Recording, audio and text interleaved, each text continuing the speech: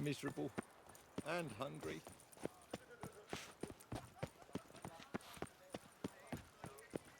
What a brute!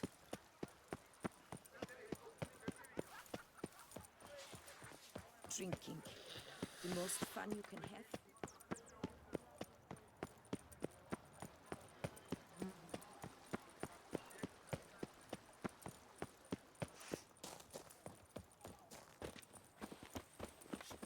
Now I shall sink you a shot.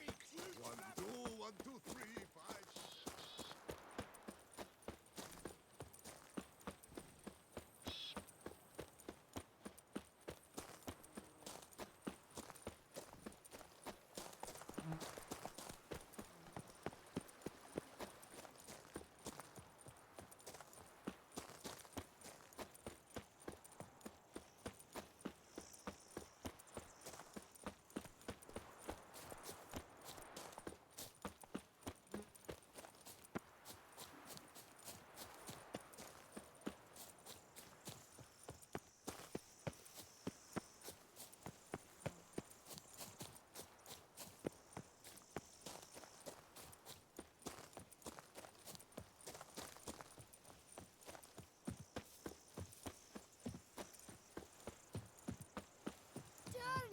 Bread adds a spring to your step. Wine adorns your head with. Welcome home, sir. I am Barnabas Basil Faulty. By order of the Duchess, I shall serve you as Major Domo of Corvo Bianco. I previously served with distinction at the Nibli family manor and in Nazaire with Admiral Rompali, who, as you are certain to know, is an extraordinary, demanding gentleman. Whoa, Barnabas Basil. One thing you ought to know. I'm not your typical landed gentleman. Truth be told, this is the first real property I've ever owned. Oh, in that case, you must leave it all to me. I shall organize, see to everything, and whip the house into order. I dare say this place will soon be the most prosperous vineyard around. Great. Can already see I'm in good hands. Vineyard comes across as a place with a rich history. Know who owned it before me? Baron Rossel, who went bankrupt, forcing him to sell the estate to the Duchess. The Baron, in turn, had purchased it from Monsieur Bolius of the Headsman, a truly colorful man of Ketweni origin. He was actually a headsman? No, not him, but his great-great-great-great-grandfather. Indeed. Apparently, he was a common cutpurse who somehow secured for himself the post of ducal headsman in Beauclair. Went about his work with an exceptional penchant. They say he chopped off more heads than there are grapevines in the ducal vineyards. He never hesitated, not once. Never sliced unevenly, never botched a job. For his exemplary service, the Duke granted him a title and this estate. Monsieur Bolius, on the other hand, was an engineer in his younger years. Once retired, he settled here and took to producing wine. Sadly, misfortune struck and he lost his sense first of smell, then of taste. Additionally, he could not drink alcohol. His medic forbade it. Shame that. He gave up making wine? Not at all. He made even more of it. Began throwing wild balls to which he'd invite friends from far and wide in order to treat them to his wine and delight in the fact that at least someone could enjoy it. It's the sort of man he was, Monsieur Bolius. Mind giving me a little tour de Corvo Bianco? Not in the least. Follow me, please. I think it would be practical to begin on the hill.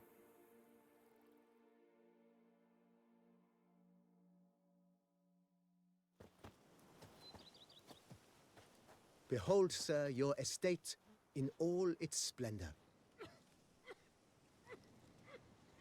Pretty vast. Indeed. And now, sir, allow me to show you a handful of interesting details. Follow me, please. Been a major domo all your life? Yes, I come from a long line of major domos. My father was a major domo, as was my grandfather before him, as was my great-aunt. In fact, she was the one to start the tradition. Great aunt? A hard woman. It is said that already as a child, She knew where she was going and went there.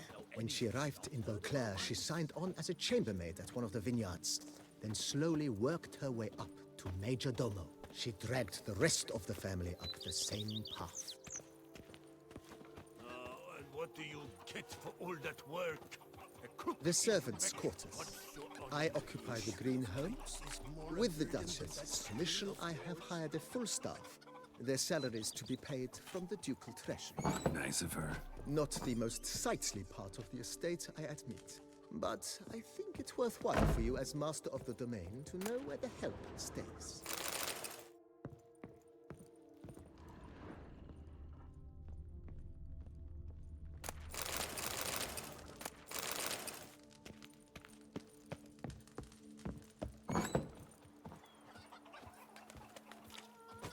Knights errant? They're so heroic, we had to summon a witcher to do their work.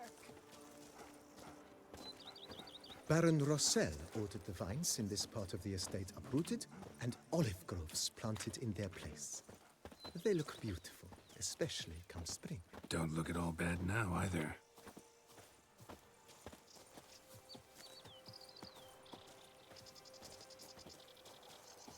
Down below lies your vineyard, where we grow a strain of Carfanere, one of the world's oldest. Aged in oak barrels, it provides for an exquisite wine with distinct blackberry, wild cherry, plum, and cinnamon notes. Marvelous. Have to try it one of these days.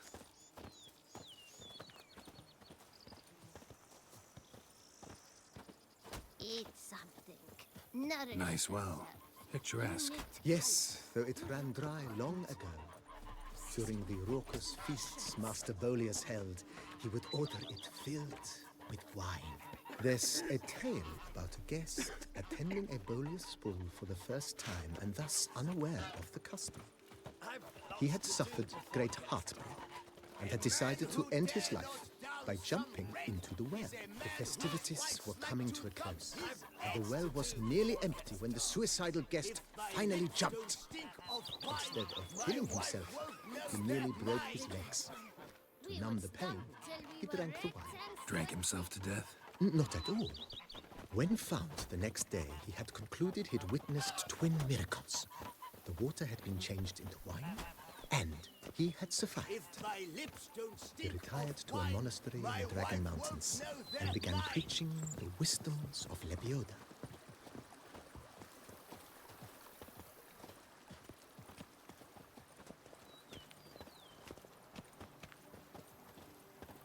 Monsieur Bolius' wife Nina kept a garden here. A supremely lovely place it was. Bit neglected now. I agree. Yet nothing stands in the way of restoring it to its former glory, and once again planting it with herbs and other vegetation.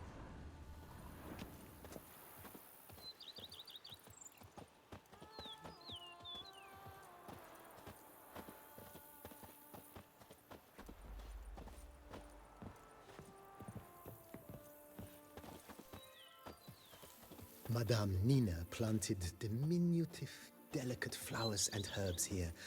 One might say their aroma still hangs in the air. You're quite the romantic, Barnabas Basil.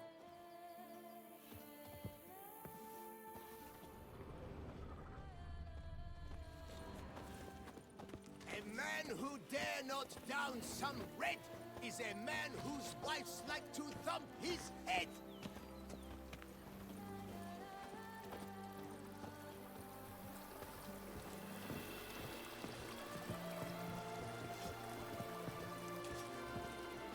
Sure, go on.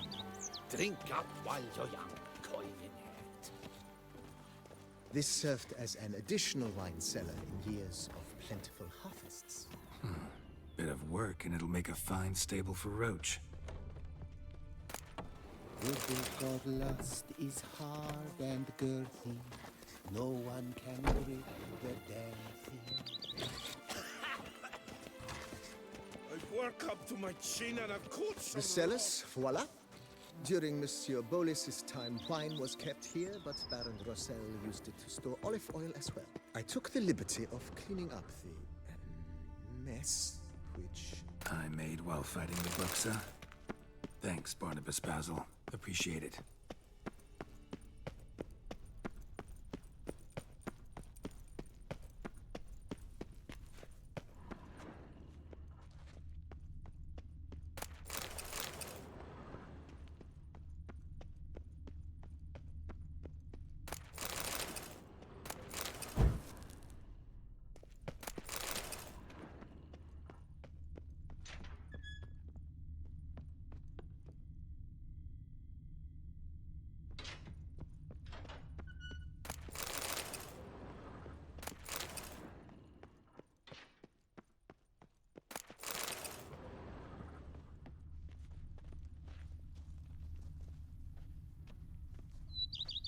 Even a horse drops if you ride it at a constant gallop. As you can see, the facade is, how to put it, Our knights slightly errant. stained. They're But so one cannot heroic. deny We it had to a summon a certain witcher to do subtle their work. southern charm. True, though it could use a bit of subtle paint.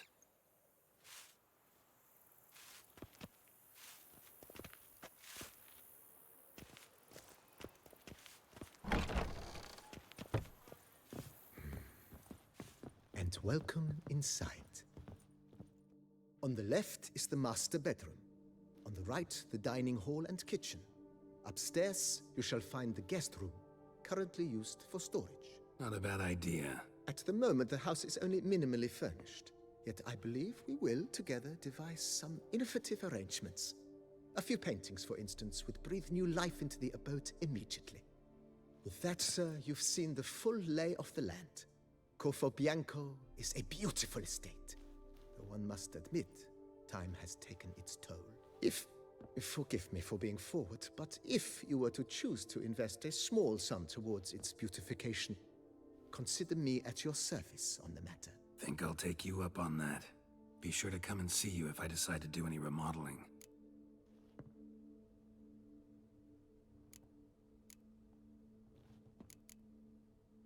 Thanks. Gotta get back to my business now. See you soon.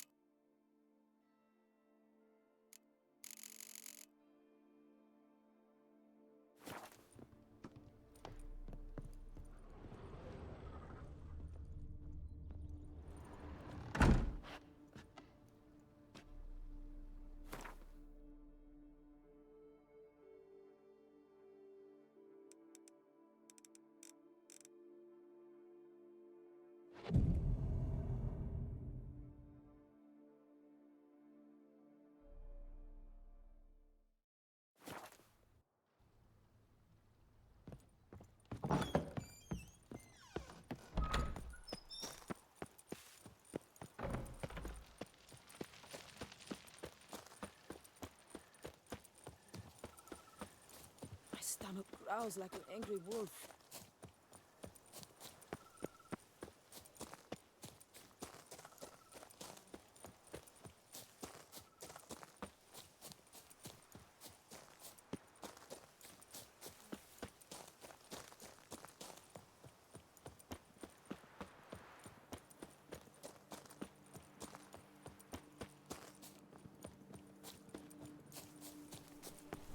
Witcher, I'm...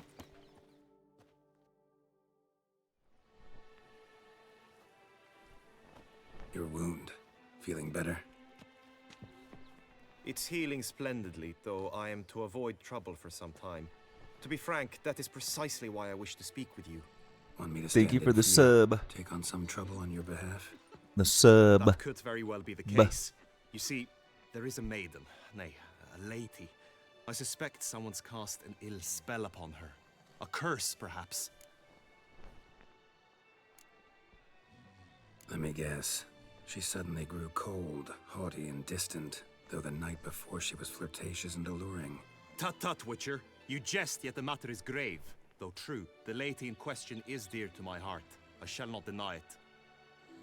I fear she has fallen victim to ill magic, and knows no one she could turn to for help. What makes you think she might be cursed? You must keep all I say to yourself, I beg you.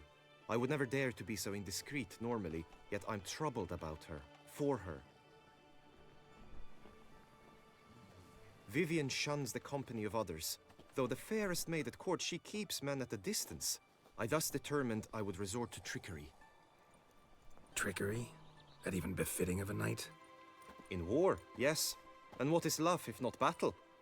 As it were, one evening I crouched in hiding outside her seamstress's home. As Vivienne emerged from it, I too emerged, ever so gently but convincingly collided with her, then promptly offered to escort her home. She consented. At first, all augured well. I proposed a more scenic route. She agreed. I made kindly forays into conversation, and she even began to respond as we neared the end of our route. Then suddenly, mid-speech, from her mouth there flew a most hideous shriek.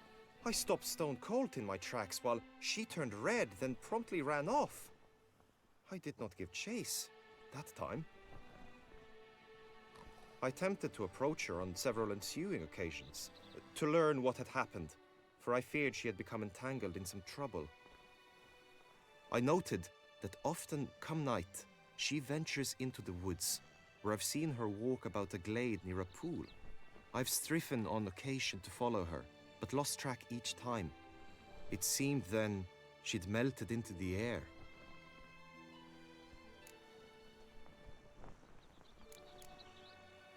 Notice any other strange behavior? Additional symptoms? No, Vivienne's avoided me wholly since the first encounter. But folk gossip. What about? They say she's secretive, that no one ever sees her after dusk, that she's wont to suddenly disappear. Nothing unusual about any of that. Sound you heard. She might have just had a sore throat. Had I thought it possible the sound was natural, I never would have taken up your precious time. Tell me more about Vivienne. Who is she? What's her story?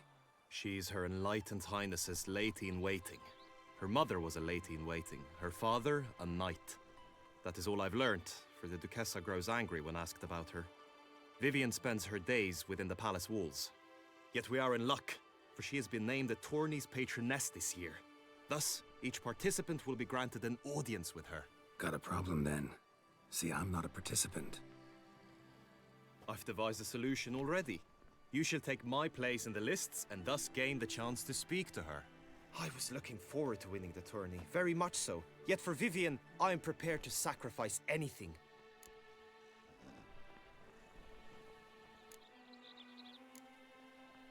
This tourney, how's it work exactly? It is the year's grandest and most important contest. Knights from all corners come to face off for the grand prize. And more importantly, for glory. A demanding test of knightly prowess in horsemanship, marksmanship and fencing. I qualified for the first time, had great hopes of winning. Yet... Yeah, I get it. Anything for Vivienne. Hardly your regular job, this. Not often I gotta take part in a tourney to fulfill a contract. Fee can't be anything ordinary either.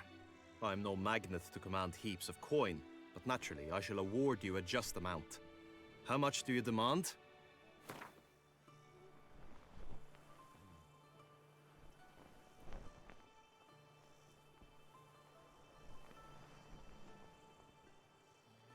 I have comrades I can ask. They would surely lend me coin, yet even that would not be enough. Could you not lower your fee somewhat? I have comrades I can ask. They would sure... I have comrades I can ask. Agreed. That is an amount I can indeed muster.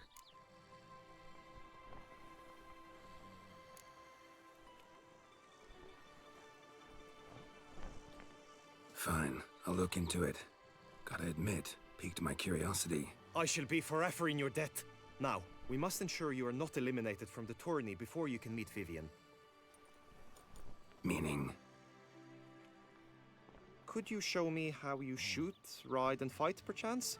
And you must learn the tourney rules, know how to apply them in practice. I did not mean to suggest I doubt your abilities. Everyone must train, even a witcher. Besides, the tourney contests must surely differ, require skills you don't usually apply, races above all. The choice is yours. Where shall we start? Apply all the skills you mentioned on a daily basis, and against monsters, not targets and dummies. Don't need any training. Going straight to the tourney grounds to sign up. Let's go to the inscription tent. Honor and glory are all true and good, but your scrolls must be in order.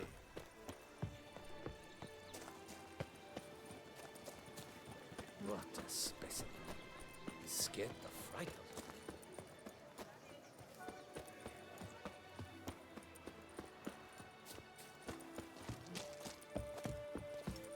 me. Here in Beauclair, all's right and fair. Greetings. Want to join the lists? Naturally, we must first see to formalities, however. At Guillaume's request, I have looked into your personal history in its heraldic aspects. Really? What did you come up with? My findings show you may take part as Geralt of Rivia, What a surprise. or as the Honorable Ravix of Forhorn. It's not every year we have a combatant who can boast of 2 crests. Which do you prefer?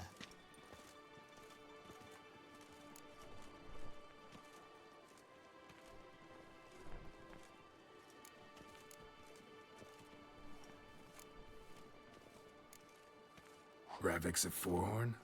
How'd you manage to dig that up? Here in Toussaint, we treat heraldry very seriously. One visit to the Ducal Archives. That is all I needed to acquire the necessary information. Ravix of Forhorn was the name under which you attended a feast honoring Princess Pavetta, daughter of Queen Calanthe of Sintra, on the occasion of her 15th birthday. That's actually right.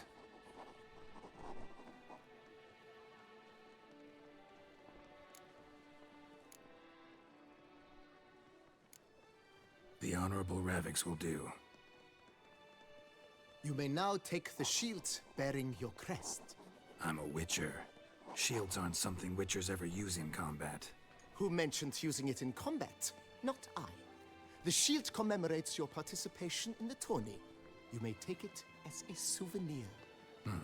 In that case, thanks. Have you been instructed as to the tourney's challenges, prizes, and vows? If not, I do hope you will allow me to tell you about them.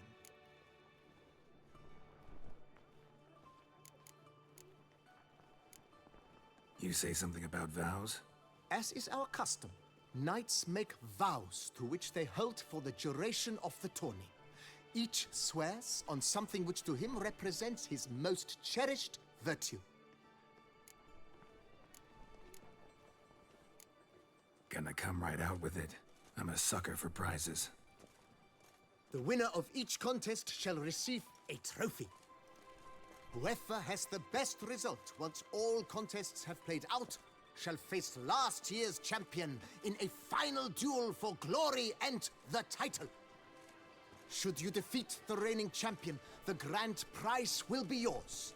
This year, a sword forged especially for this occasion by the one and only Cornelius of Asengard, a famed master weaponsmith. Her illustrious highness had it brought all the way from Nazaire.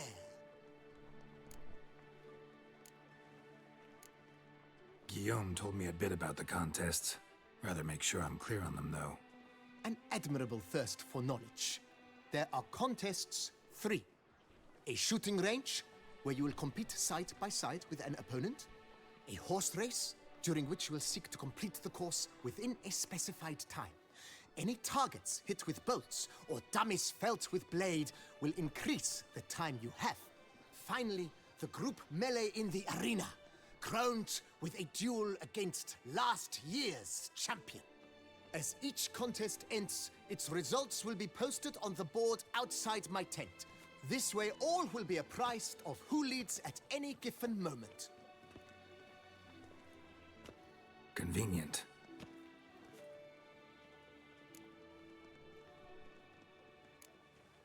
Feels like I know everything I'd ever want to know about chivalric tourneys. Splendid. In that case, you must make your vow. Upon what would you like to swear it?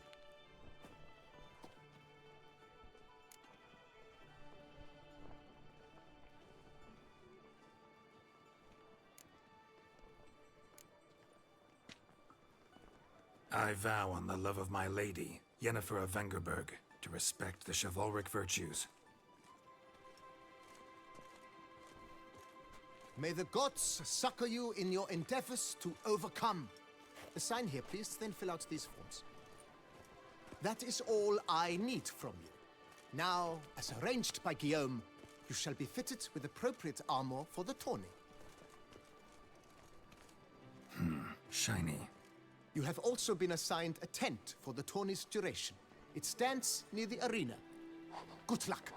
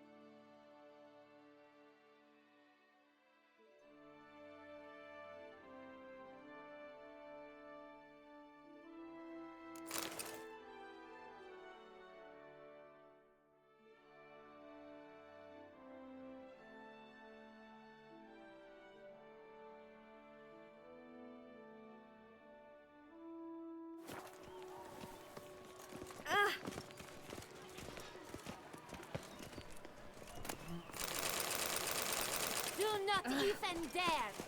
Try right end with Oh, the crowd. that's Ducks nipples. the archer. Get That's them what while I they're want. hot. Maybe this.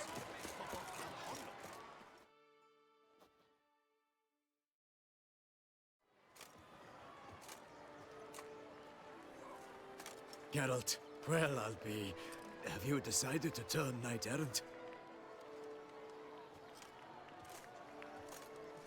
All jesting aside, here on a job. You in the 22? Am I? Ha! I shall square off against Renfan of Atre. I saw him just moments ago. A nervous wreck. Stuffing his nose with fish steak, no less. As if that would aid his determination. Guessing that's against the rules. But who's to tell the Nilfgaardian what to do? Listen, Geralt. I've a tip for you. The timing of your marksmanship duel is such that you shall have the sun in your eyes. Makes no difference to me either way. Nor will it give you any pleasure. Since, as it is, we must both wait, play me in a round of Gwent. Should you win, I shall swap with you. To me, a southerner, the sun is no hindrance. Thanks. Another time, maybe. Ha! You've denied me some diversion, but at the least my eyes are in for a treat. Lady Vivian should appear shortly.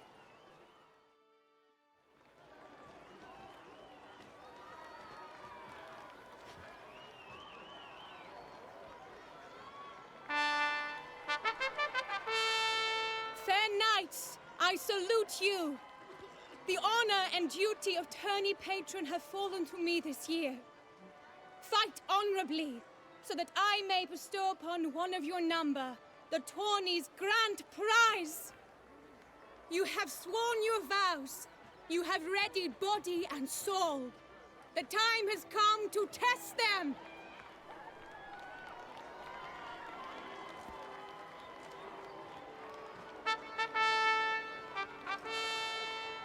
Behold Horm Akispark of the Mechtian royal line. His name's quite the mouthful, a true challenge to rhyme.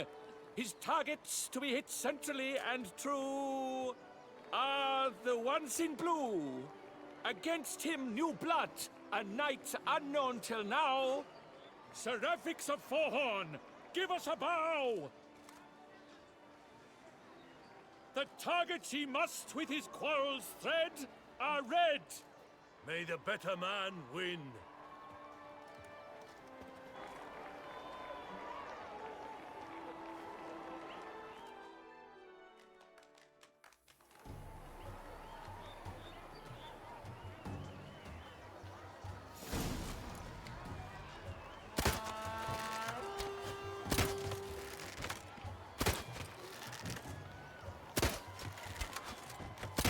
Brave Seraphix has hit over one half of his marks.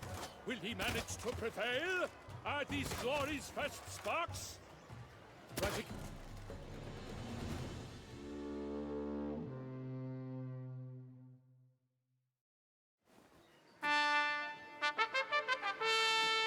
Seraphix has won. His boat struck the goal. Yet even this cannot soothe the ache in his soul.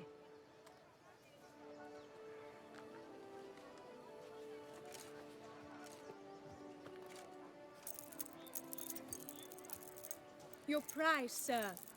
A crossbow adorned with your crest. I congratulate you. Thank you, my lady.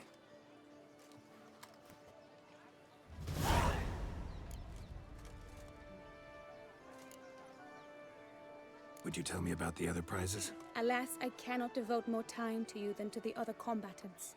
I have duties to attend to. Forgive me. My medallion's vibrating strongly. Can only mean one thing. Magic. The explanation is disappointing, I'm afraid.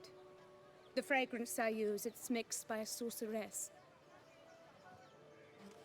To lose to an opponent such as you is a victory of its own. Accept my congratulations as well. Thanks.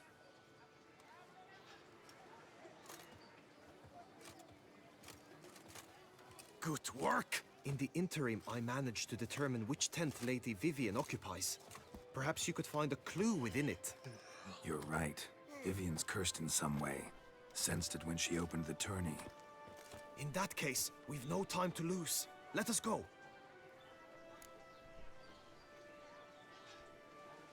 Yeah, let's go now.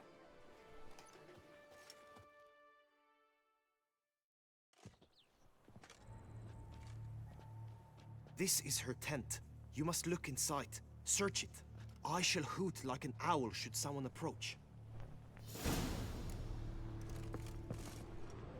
Claw marks, that's clear. Not sure what beast left them, just that it's big. Oh, fair Vivian. Isn't Soulfeather. Vivian's to make good as a bet. No sign of it here, if so. Bruxay tangs all dark green and yellow.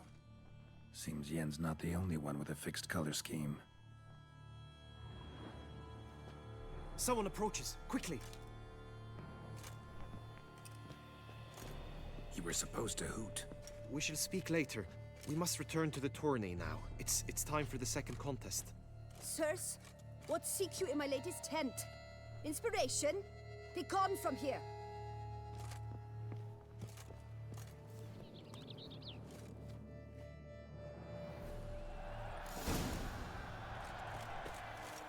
Why were you in there? Tourney business. Nothing of The interest. flower of chivalry. Right, Second hand. Totex! Dragon's eyes on a stick!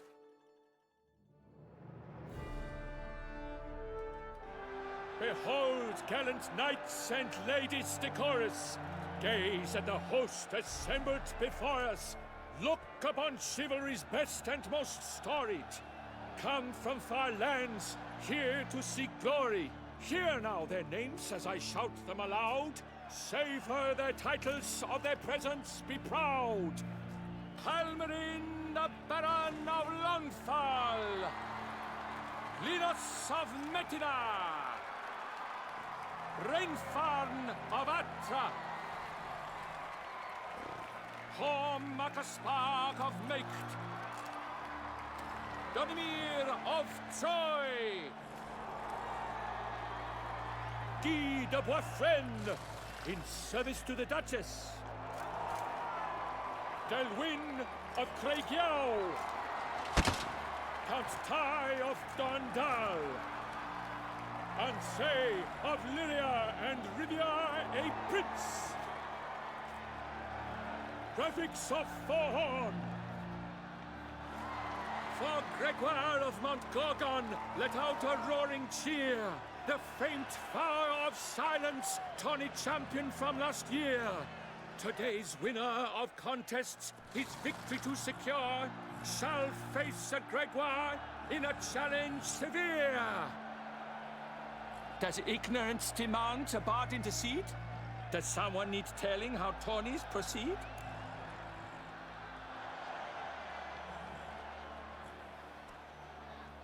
Graphics of Forhorn? Is that what you call yourself? You shan't fool me. To this day I bear marks where I met your steel. But don't you remember? I am Tai of Dorntal, and I swear to you, before the tourney's end, I shall have added another book to that collection on your map. Done? Then step aside. You're in my way. The tourney's protector, the mate Vivian. Her beauty entrances both beasts and men. My heart's greetings, dear knights. May my grace guide you and show you the path of honor, valor, and glory.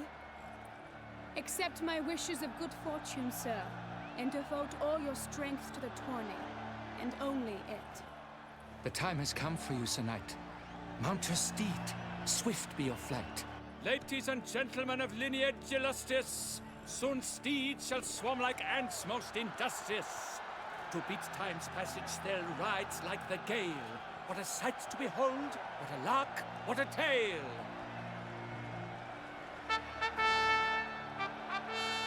Before us Sir Ravix of Forhorn dubbed, his spurs flash like lightning, to a shine they've been wrapped.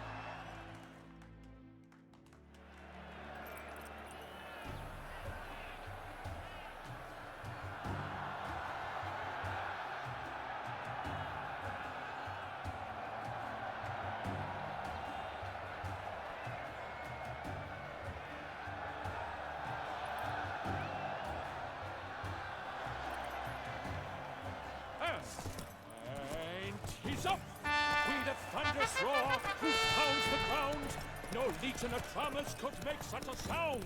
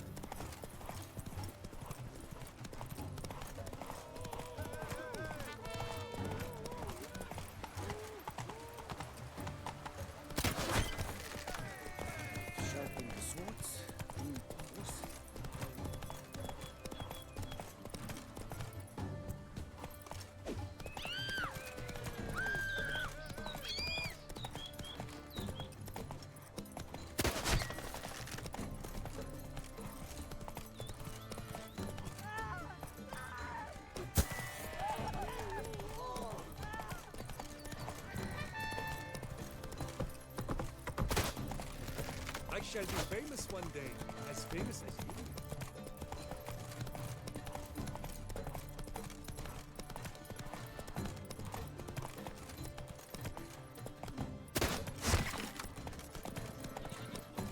Keep your eyes peeled for the Hansers, Witcher.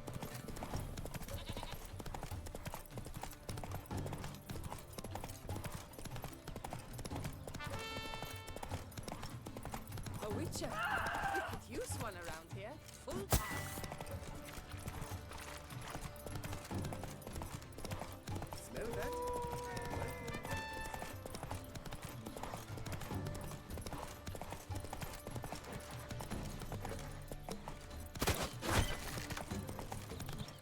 Sharpen the swords, wound the horse. Uncle says if I'm back,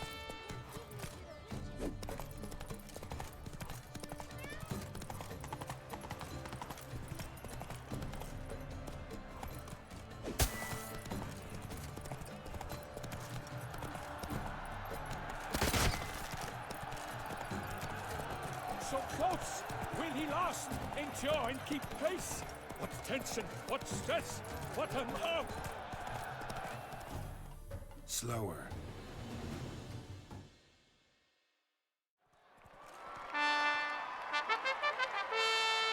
A race of such style, such grace, such speed. To watch was a pleasure, a treat indeed. To honor our entrance, praise each fair knight. We shall feast from eve till dawn's first light. The finest of wine and food shall be served. If you've blood in your veins, come collect what's deserved. I congratulate you. Here, your prize. A saddle adorned with your crest. Many thanks. By the way, my maid saw a man with white hair sneak out of my tent. Would you know who it might have been? No idea. How juvenile.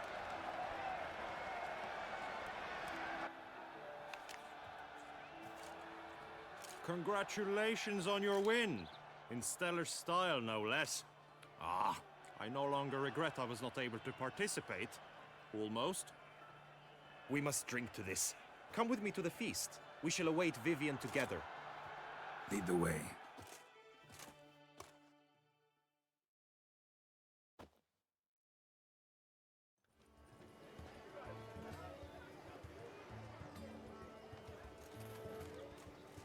So, any thoughts on Vivian? Her beauty's striking. That is not what I ask. Still too early to say anything I'd be willing to stand behind. Found some clues. Got me wondering if your beloved Vivian's not a Bruxa. A Bruxa? You mean a vampiress? Not sure yet. We've still some time before Vivian arrives. Let us drink.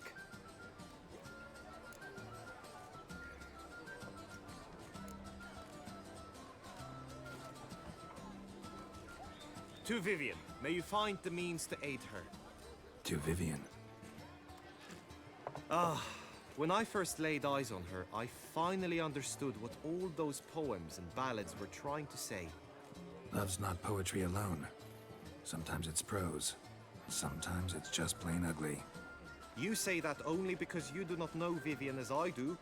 A life with her would be sweetness itself. Actually, you don't know her all that well either.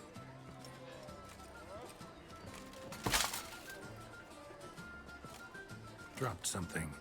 I demand satisfaction. You've insulted me twicely.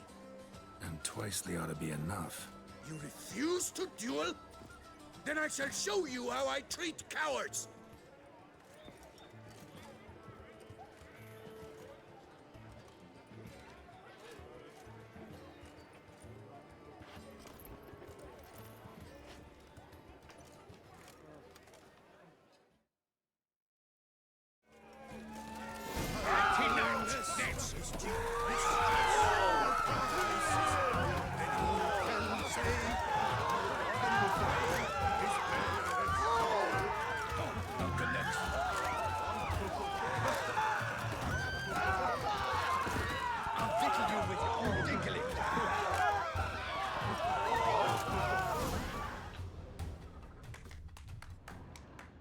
Nothing, Ty. Might want to give some serious thought to whether you want to face me for a fourth. I shall kill you, freak! You got your chance, sir. You failed to seize it, and now you must leave. We shall meet again, mutant!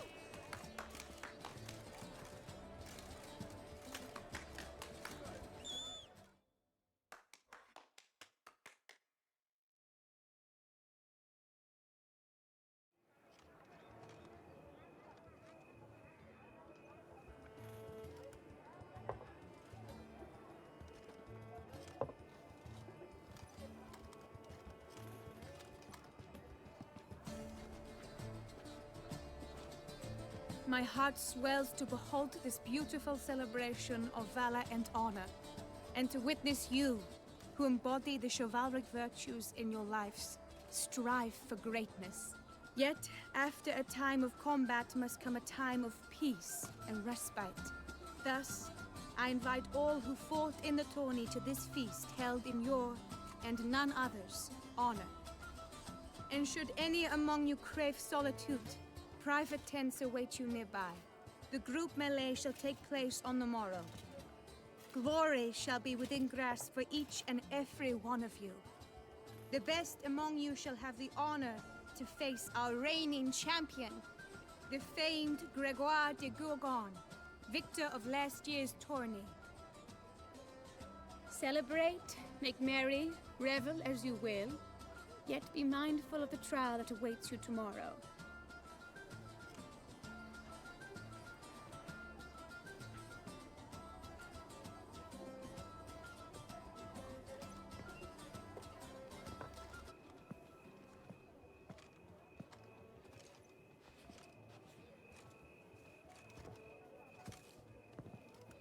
Follow her. We shall meet in your tent before your last contest. You must help her.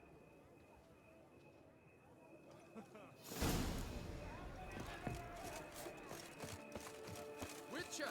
That grey-domed scoundrel, ever seeking Lady Vivian. Some kind of maniac.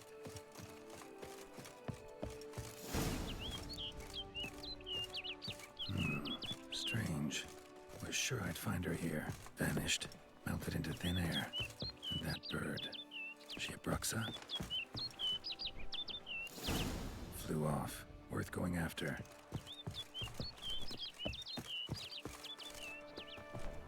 Looks like the bird's leading me somewhere.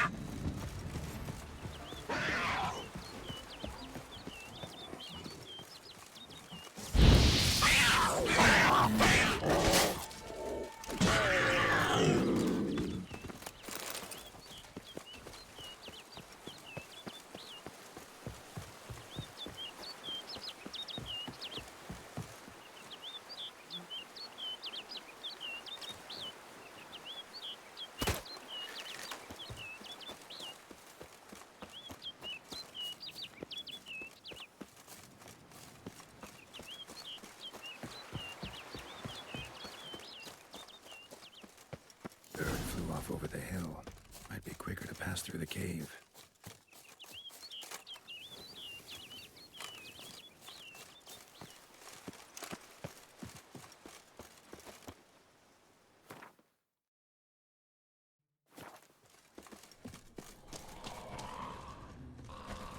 Let's dance.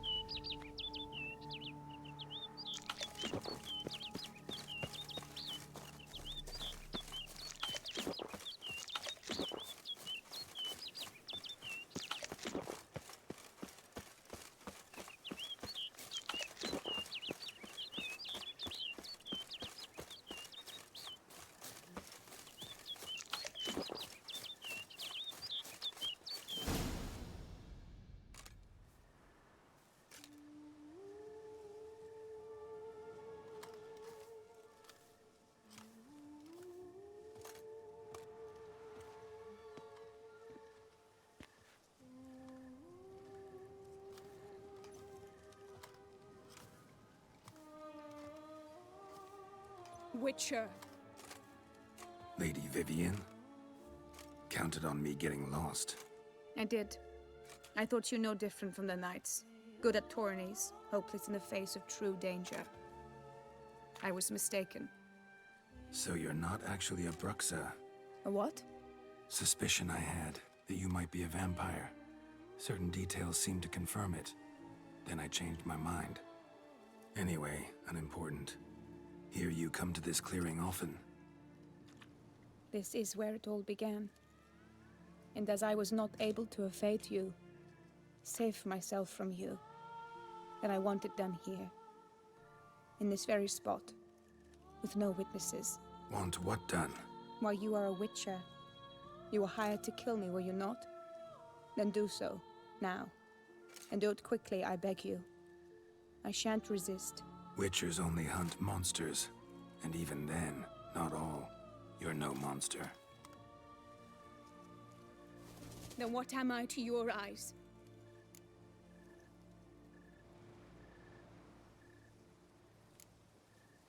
Most likely you've been cursed. Don't know who by or why yet, but hope to find that out soon. If you've no contract on my life, why take an interest at all? Did Guillaume put you up to it? Is that why? He wanted to help you. Asked me to do him a favor. Frankly, if I can do something for you, I'll do it, willingly. Why should I trust you? 'Cause the Duchess trusts me? 'Cause I'm a freak, too? 'Cause cases like yours are my bread and butter? Take your pick. You shall not turn on me. Use what I say against me.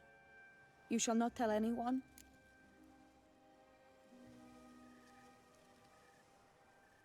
You got nothing to fear. Came here to help you, and I won't peep a word to anyone unless I decide it's absolutely necessary. So be it. I shall tell you what my mama once told me. When she was with child, expecting me, she and my father spent much time together near the wood, here in this clearing. Mama loved to listen to the orioles sing. She would stroke her belly and say, "My daughter should be as beautiful as that bird. Such is my wish."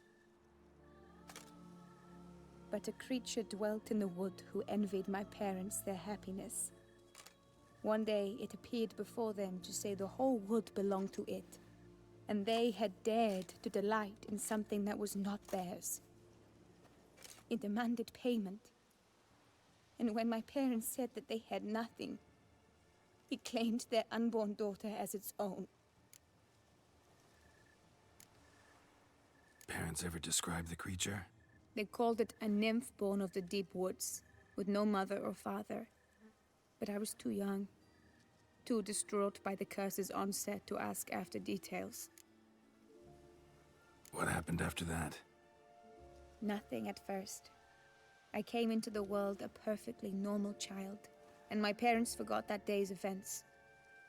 But 15 summers into my life, the curse began to show. Initially only when the moon was full, but now it's advanced so that even in daytime I must use magic ointment to mask its symptoms, to look normal. Thus I thought someone had discovered my secret, then hired you to kill me. In fact, I was resigned to death in coming here. Perhaps death would be preferable to my complete and permanent transformation. For I fear that is what lies in store. The curse. It could be reversible. Once ran into a Baron transformed into a cormorant, ostensibly for good. Managed to cure him completely. And you truly think you could do something like this for me? Can't guarantee a thing. Tough case, yours. You were cursed before birth. That alone complicates things. Also, you claim the curse is increasing its hold. Symptoms are progressing. Could try transferring the curse onto someone else. What? Out of the question. I shall not allow it to ruin an innocent's life. Is this the only method you know? Only one that's completely safe. So there is another.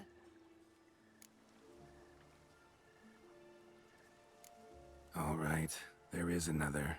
Ancient ritual. We'd need an Oriole egg. Should release the curse's grip permanently. Gotta warn you, though. Could have serious consequences. Consequences? What kind? Curse was cast before you came into this world. Ritual involved transferring it to an as-yet unhatched chick.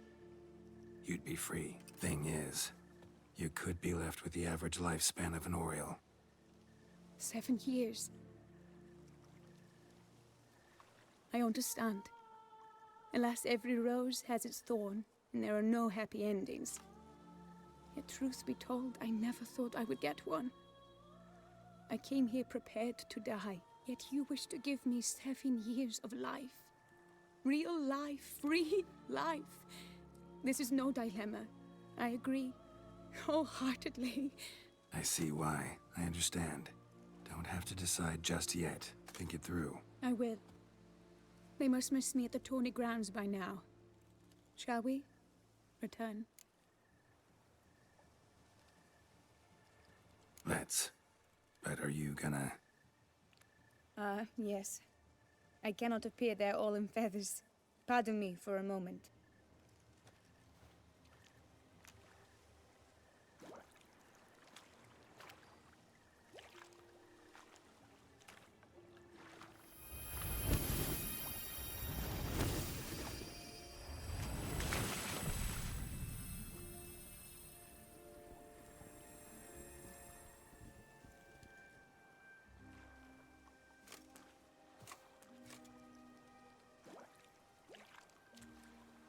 You can change at will? No, but I discovered the water of this pool helps. Its effects are brief, but I can always be sure of them. Interesting.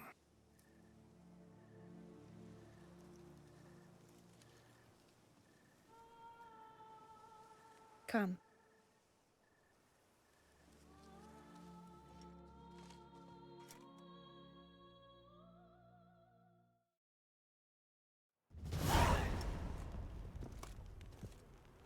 Did you learn anything? Yeah. Then speak, man. Can you not see I'm out of my mind with worry? What ails her? She asked me not to talk about it. But I want only the best for her. Perhaps I shall be able to help, or, I don't know, console her at the least.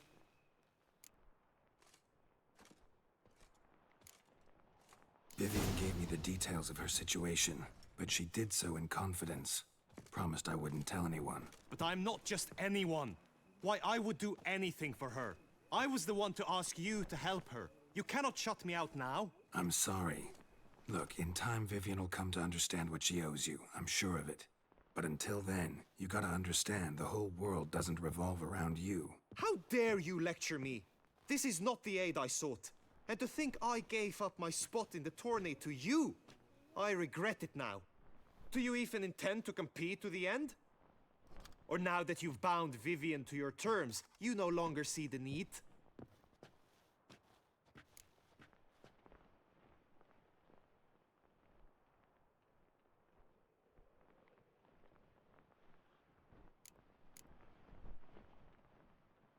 I don't back out of anything.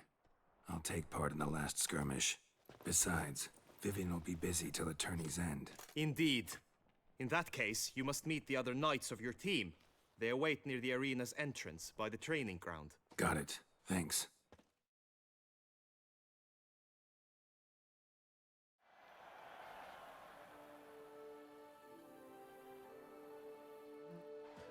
I know now the two teams' rosters. I shall be captain of ours. That means you shall do as I say for the duration of the fight. Is this clear? Palmer and Alonful will lead the opposing team. With this skirmish, we commemorate the Battle of Fox Hollow of 1218, when a Hans of Southern outlaws led by Halar the Brown attacked Tucson only to be driven off by brave knights, thus setting a precedent. Since that day, knights errant have guarded the duchy's borders. Palmerin drew the short straw, so his team shall play the barbarian Halar's men. Any questions? None. If you swing your blade as deftly as you shoot, we shall win. Good luck. It is time, gentlemen. Take your weapons and proceed to the arena.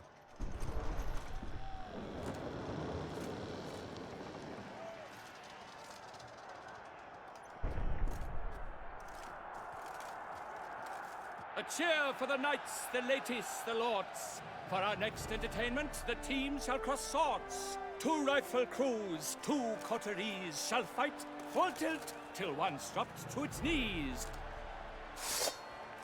Who virtue ignores or lance blows unclean shall forever be branded as shameful, obscene. While the knights prepare, let me say I'm elated to behold such a crowd on edge, breath-baited. Whoever here wins the past champion shall face. All others must leave, heads bowed in disgrace.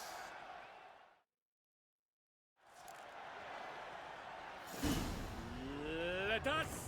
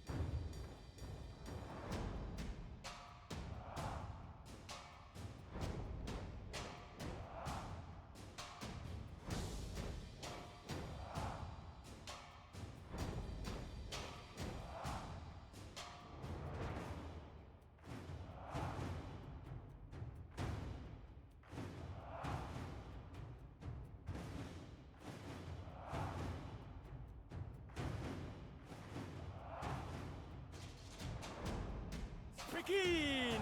Kraut, Resurrecus! Blood, sweat, and tears shall soon follow in buckets. Witcher after always. Quickly! From the right! Now! Insist! You are mine!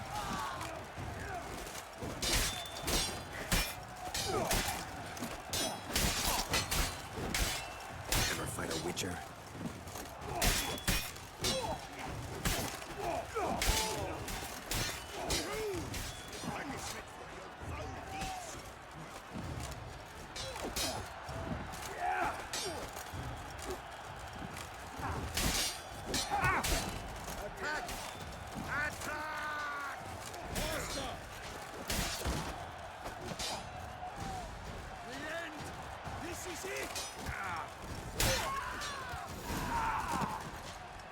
Witcher act always smooth. The world's never seen a fight quite so glorious. For showing such verve, each knight was victorious. Yet in tourneys as in life, but one champion may reign. Today, he is the one. Praised be his name. He felt a whole host, slew the most. To Rafix of Forhorn, who the strength of lions boasts. He sailed through all trials, each test he passed with ease. But now awaits the last. Will it bring him to his knees? For Gregoire de Gorgon, who on this ground's last won, shall spar him for the title, and the day is done. To the tired Tremenda, we salute your endeavors. Return to your wives, your loves, your whomevers.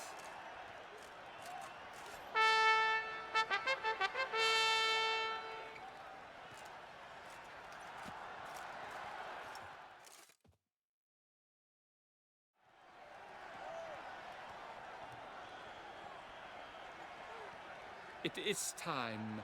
Step into the arena. Should you suffer grievous harm during combat, have you any last wishes? Any missives you wish passed to your loved ones? Thanks, I'm fine. The brave knight Rafix hails from Forhorn. It might sound fictitious, yet there he was born.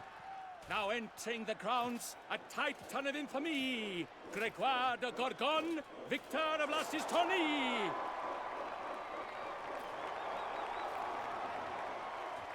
I wish both combatants good fortune and fame.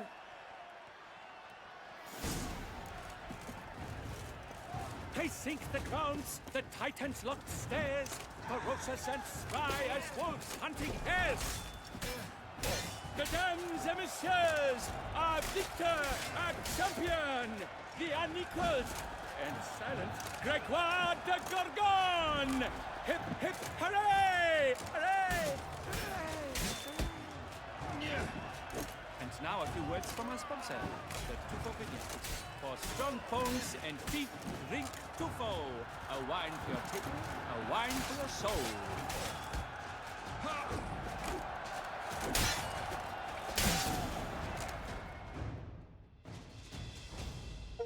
Rafix of Forhorn, this year's champion, a sight to behold. He defeated Gregoire de Gorgon. Hail Rafix, Rafix, Rafix, Rafix.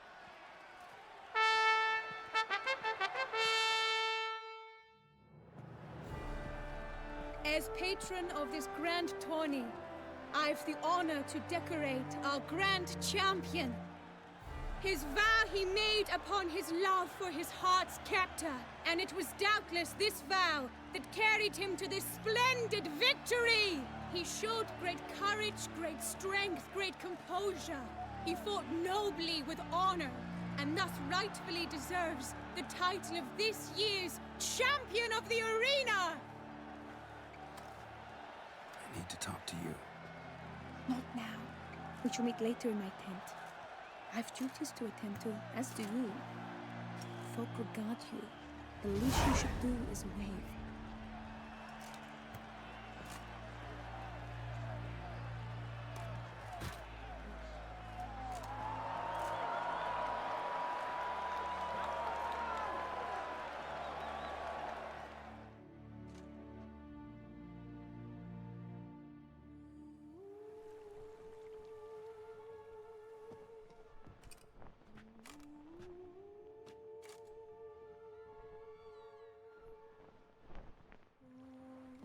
Greetings, my lady. Have you decided? I have. I stand by all I have said. I wish to endanger no one, and thus choose the method involving an egg. If it's to be the egg of an oriole, I know where to find one. There is a nest in my clearing. Might you explain the nature of the ritual? Its exact course? Sure, but seems your tent's grown ears. Show yourself, Guillaume. Can hear you breathing, and I know damn well it's you. Why are you here, sir? This is a private audience. Geralt, what is the meaning of this? Is this some scheme you've hatched unbeknownst to me?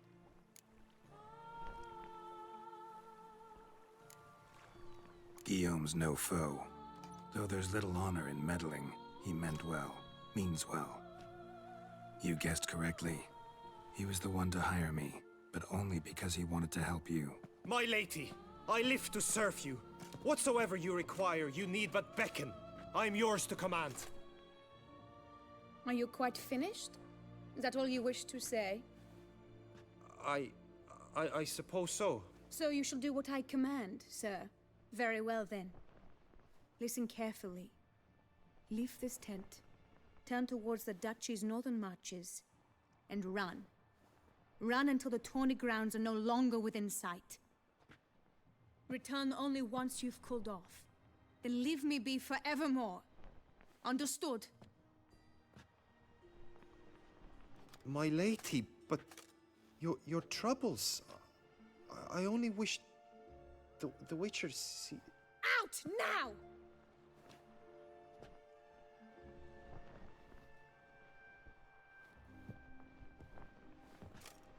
You assured me I could trust you!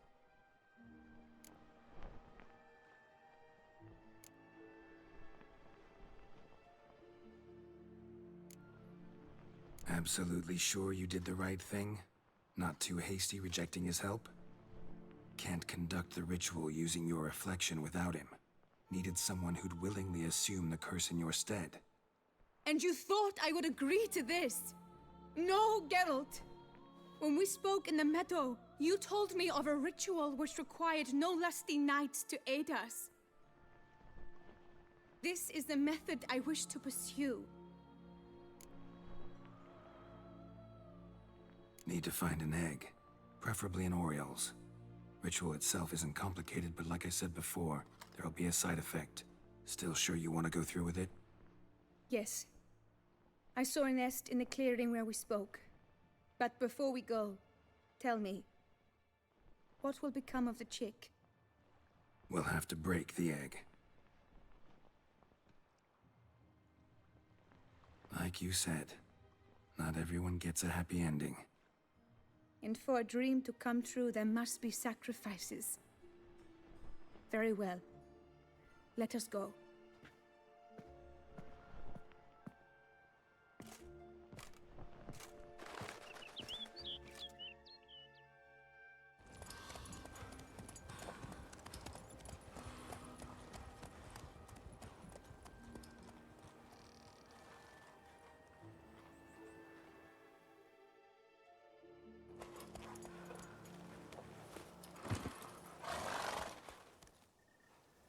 This is the place.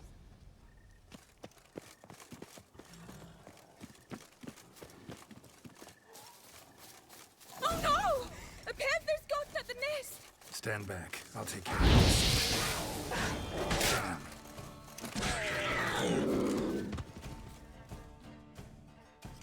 Eggs fell in a moss patch. They're fine except for one. It's cracked. Will it do? Think so.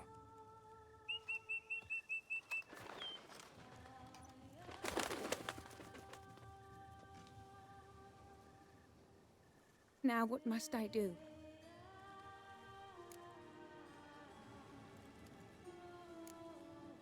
Just to be sure, gonna ask one last time. Positive you want to do this? If we succeed, the changes will be irreversible. You'll probably also only have 7 years left to live. At the most. 7 years free of the fear that someone might spy me at the wrong moment? Of the stigma of being a freak, a monster? 7 years of a life both true and unfettered. Yes, Geralt. I'm certain I wish to do it. All right.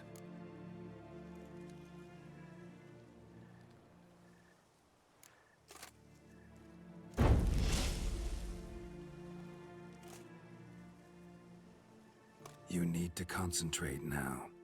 Repeat after me. Muna Gandrau, Muna Finerat. Muna Gandrau, Muna Finerat. Muna Gandrau, Muna Finerat.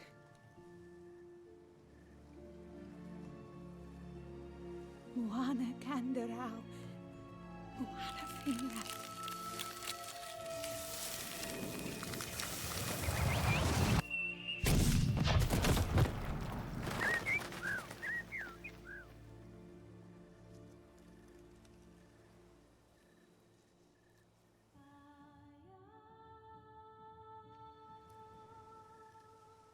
Damn it. Geralt, look! Look! Oh, gods! I shall be able to attend balls. I shall travel to Oxenfurt, to Novigrad even. Thank you, Witcher. Ought to thank Guillaume. He's the one hired me to help you. Yes, I'm grateful to him as well, immensely. Will you tell him so for me? Should tell him yourself, don't you think? Perhaps I should, but I would prefer not to. Convey my gratitude to him in my stead. Please, be so kind.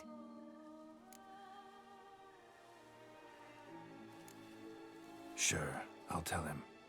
Farewell, Vivian.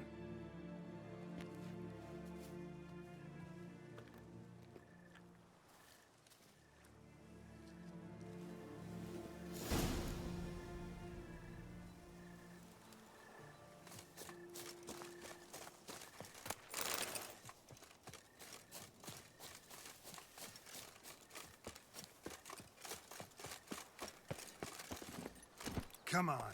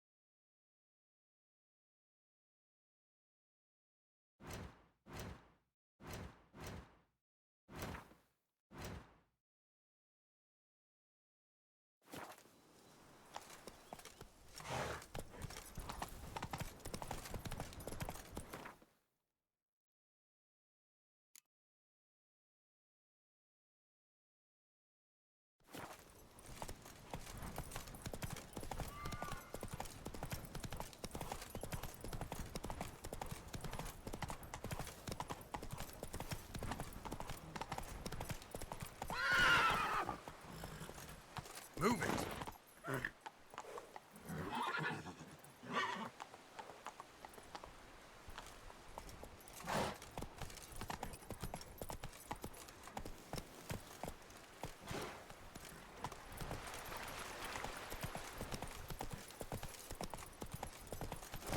Giddy up.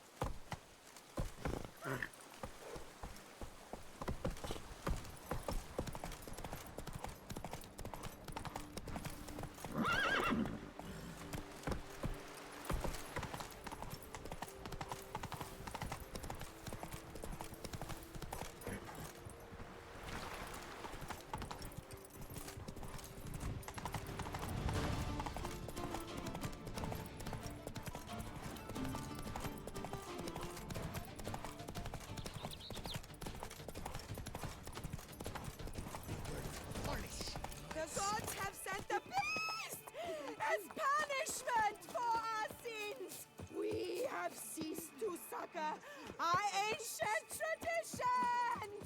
I pledge my love to win the tournament. Geralt, what of Vivian? Managed to lift her curse. Truly? So all will be well. Her troubles are done?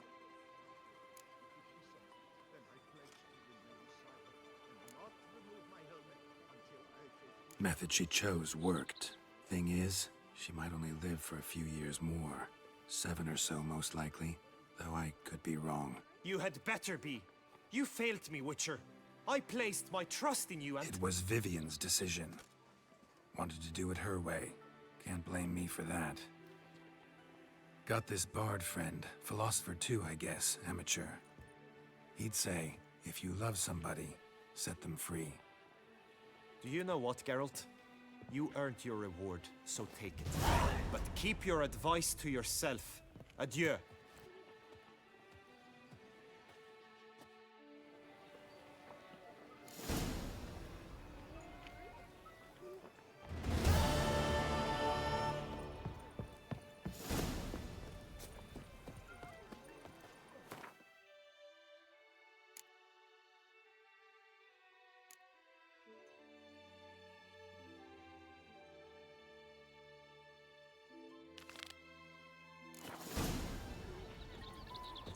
A smashing place we have, eh? Wine by the wall.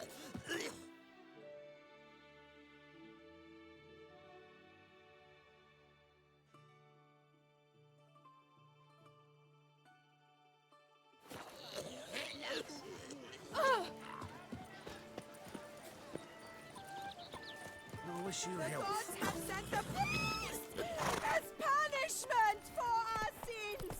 We have ceased to succor.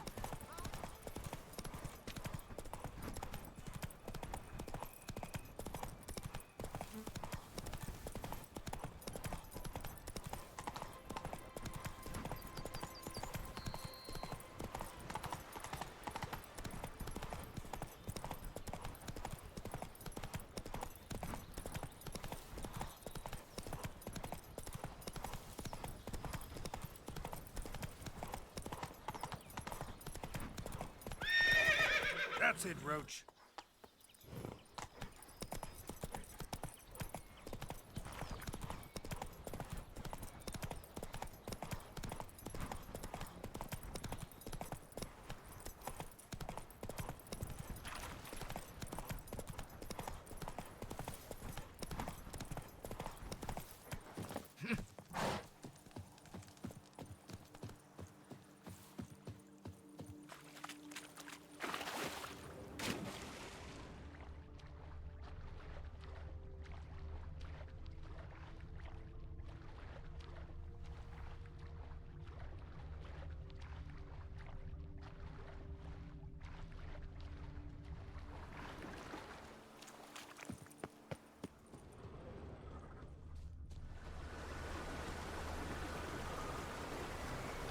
I'm walking on water.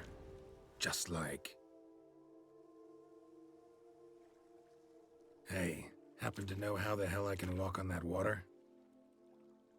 Naturally, I know. Since time immemorial have I dwelt in solitude on this shore, and I can testify to the extraordinary nature of the lake. What's so extraordinary about it? I mean, besides the fact that you can walk on its surface. A sword, most wondrous, lies in its depths. I watch over it. The blade may be grasped solely by one who possesses the 5 chivalric virtues. Folk call me a lot of things, but virtuous? I don't know. Yet I do know. For I know who you are. You are a man of honor, as many can attest. Of humble means yourself. You show generosity to others. Your valor is the stuff of legends. To acquire the sword, you must first convince me you are worthy. The inscriptions on the stones describe the 5 virtues: valor, honor, wisdom, sympathy, and generosity. During your time in Tucson, you can prove these virtues dwell in your heart.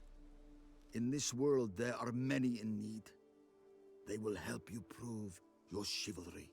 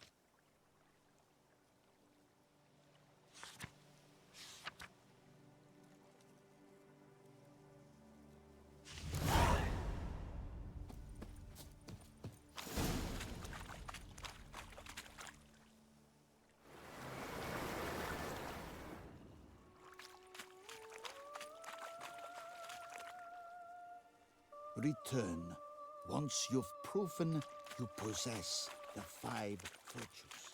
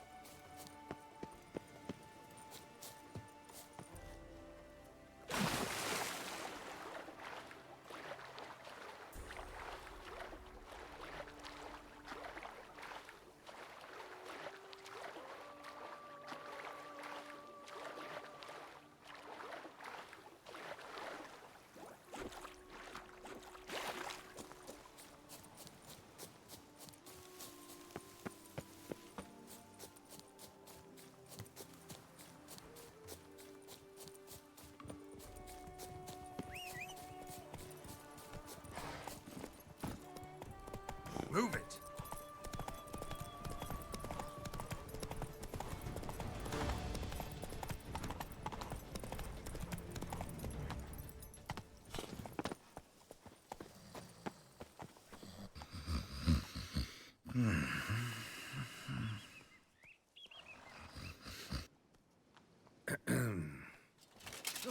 Ooh, you scared me half to death, Drifter. What do they call you? What's your crest? Speak!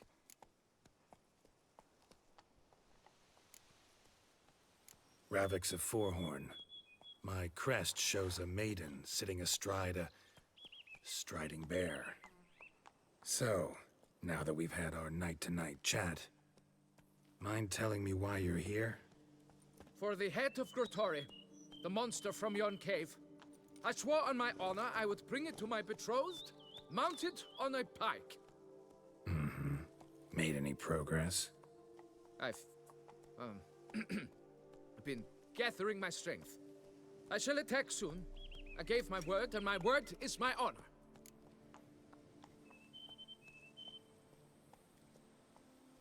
Wouldn't happen to need any help, would you? I don't know. After all, I did swear a solemn oath to— Deposit the beast's head at your beloved's feet. No mention of you killing it all by yourself, though. All in all, I suppose you're right. We must fight side by side then, for honor.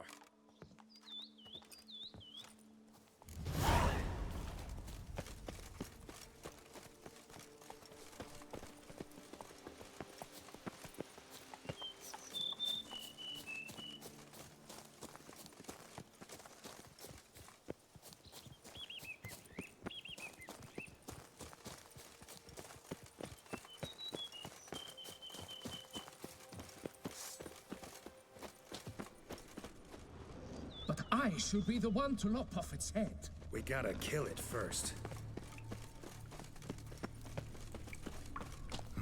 Strange. No sign of Gertori.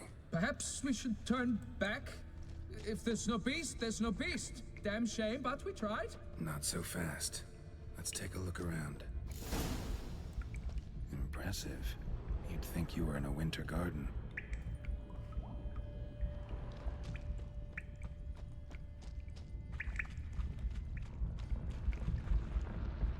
Cradle filled with children's shoes. Doubt I've ever seen a collection this grotesque.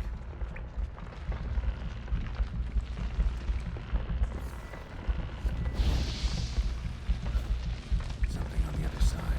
Can't hope to get through. Neither sword nor sign will cut this.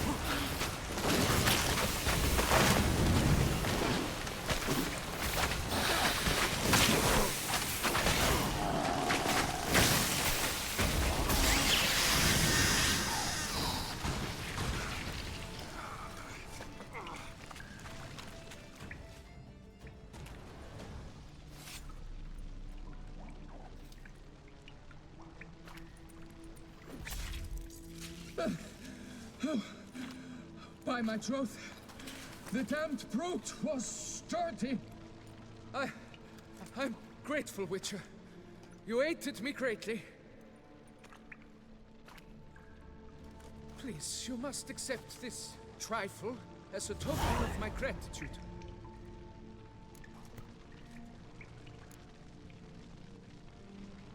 Why the challenge? Couldn't have gone after something less formidable? A werebub, for instance? Why? For the beast must match in ferocity the very ardor of my affection, and... You're blushing, Sir Knight.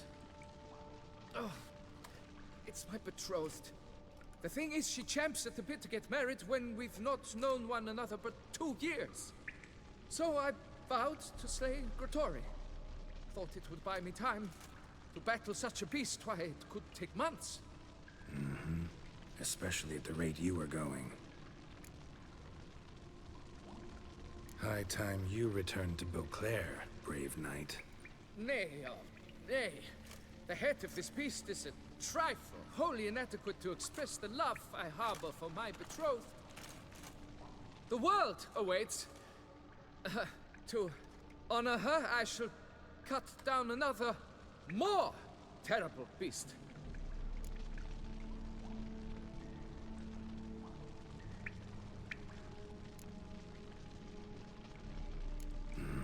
Must have really cold feet. Frozen.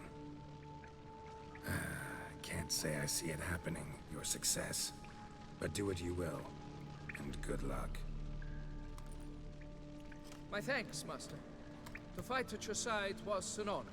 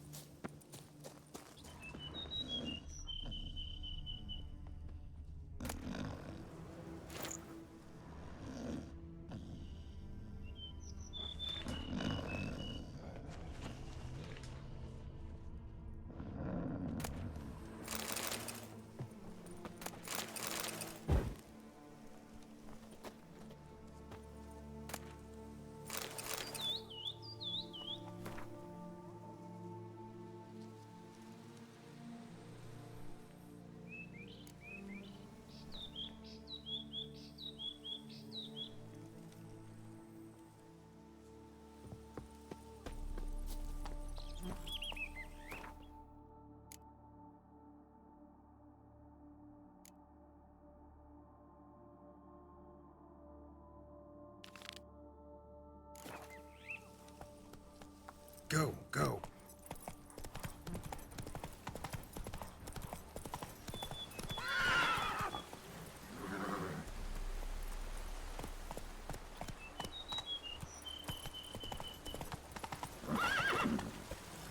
Come on, Roach.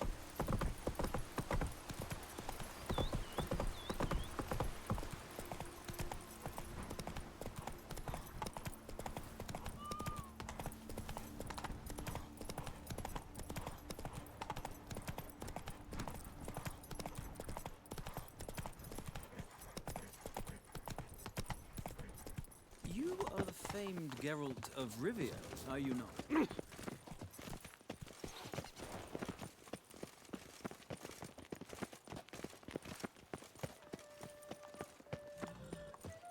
The Butcher of Blaviken. Such are the called to be times, the my good saviour fella. of Tumsong.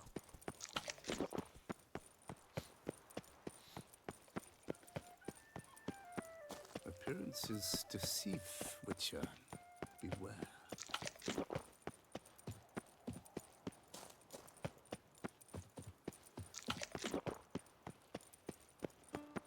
Should the beast you espy... Your reputation precedes you, Geralt. The guard brings peace to our domains. Flout its writ and rot in chains. A hero, Geralt the Riv.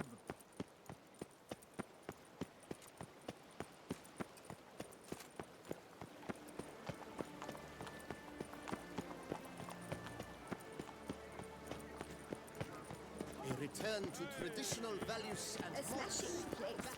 What is Viva la festa! Fiddlesticks, these numbers don't add up the way I'd like. Greetings, brave hero. I am Raphael de Serman, and I am the Ducal Camarlengo. I'm Geralt. So what is it you do here? I pay the knight's errand. For what? Our knights wander the roads, protecting Tusa from bandits and monsters. It is fitting and just that they be recompensed appropriately for these toils.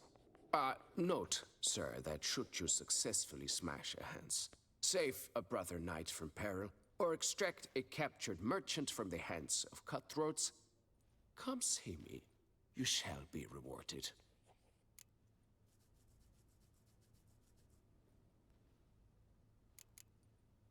Can't help but be curious, but where do the funds for those payments come from? The ducal treasury, of course. Her illustrious Highness Anna Henrietta assigns great value to bravery and selfless patriotism. It is her standing order that any knight may receive a wage, pardon me, financial compensation for his dedication to defending the duchy's internal security and order. Wouldn't mind a glance at your books. Ones you're willing to sell, that is.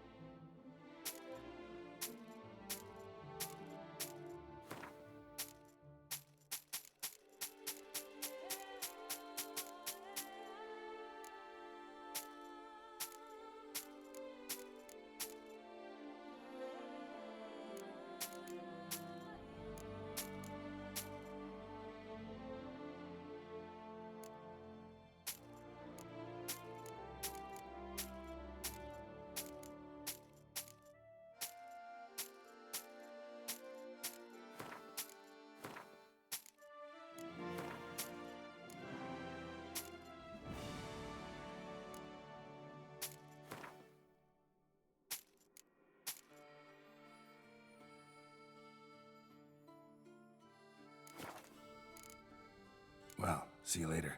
Go in peace, Fair Knight. 143 characters.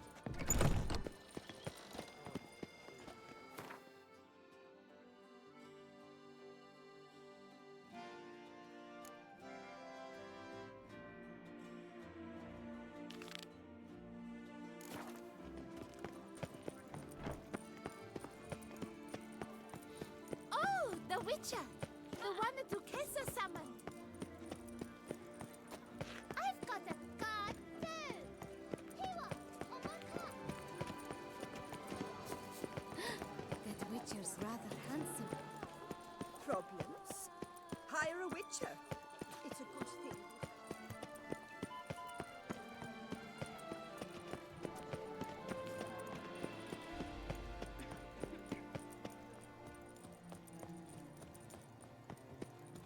The famed Geralt of Rivia.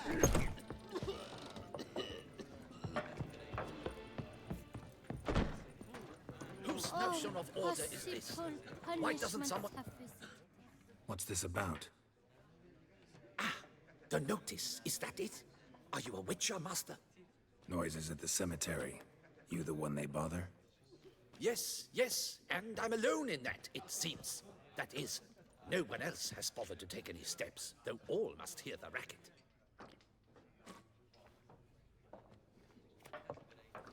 I took the matter up with the Ducal Guard.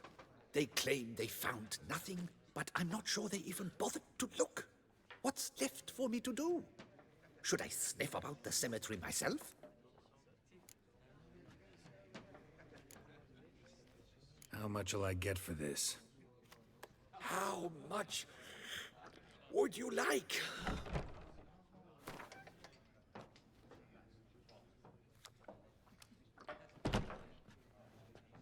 What? Much too much.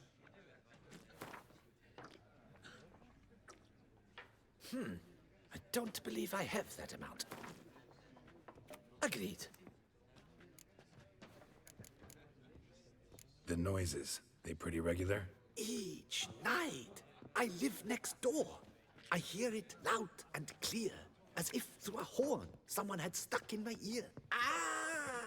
Hawk! Ooh! Firk! And then whack! Thud! As if a mother bear slammed pate first into a cupboard. Know exactly what you mean. Fine, I'll tend to it. Any victims? Someone go missing recently? Or are we just talking noises? No one's come to harm, thank the gods. Why?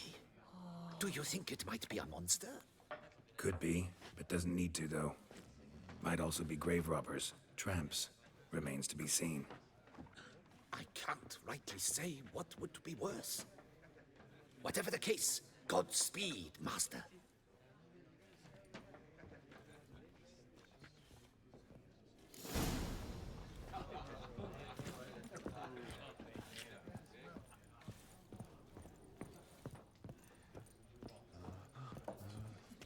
It's thin scrapings around.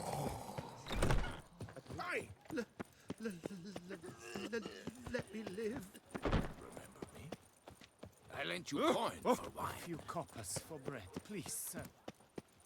Your health. May you keep.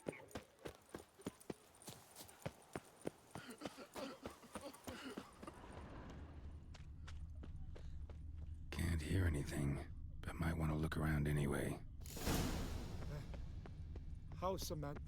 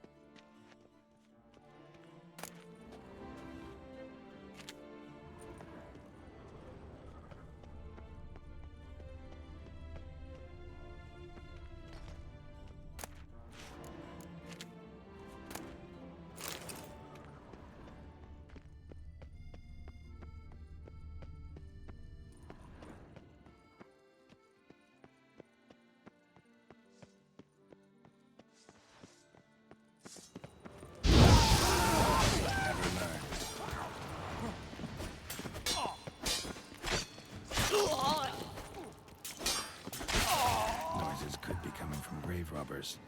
Can't know for sure, though. Need to wait till after dusk to confirm.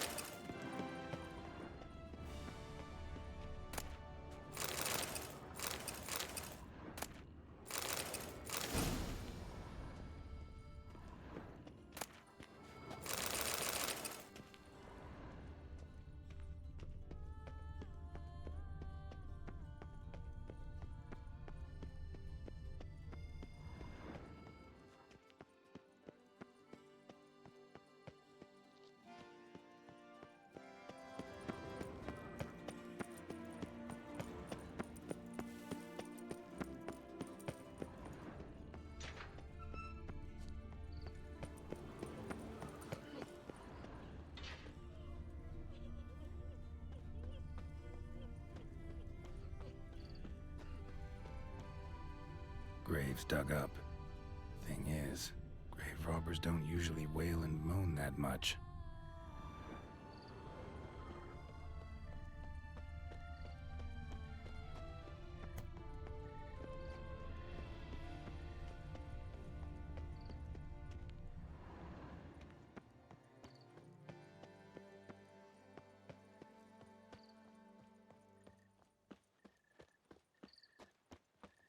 Tracks?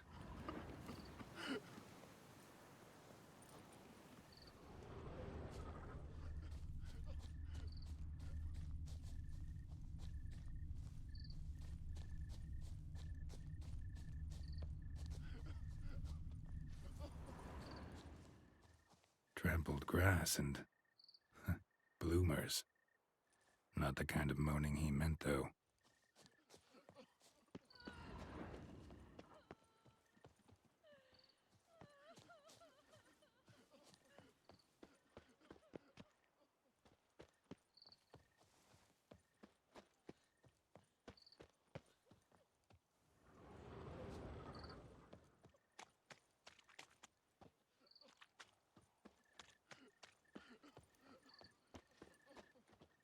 Smashed padlock.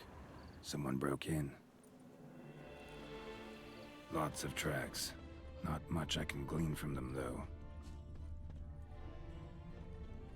Gotta come back after dark. No point complaining. Empty wine bottles. Leftovers. Big to-do? Not likely.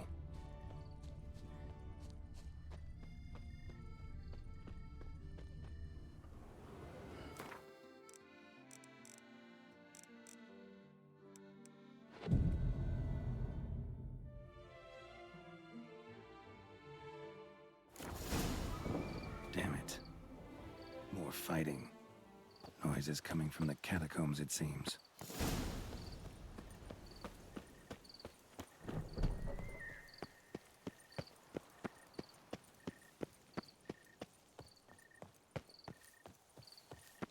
So, noises coming from here.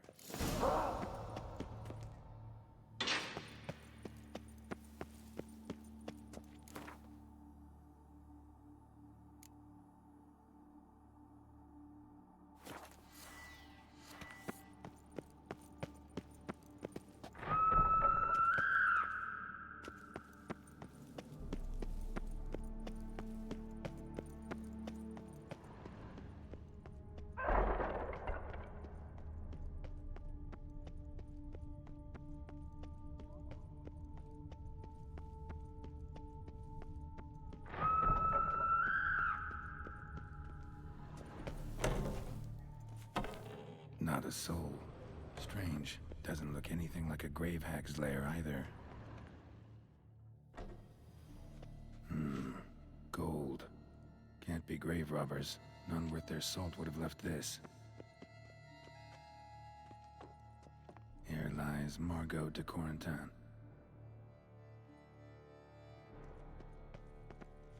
Smashed, as if someone threw it against the wall.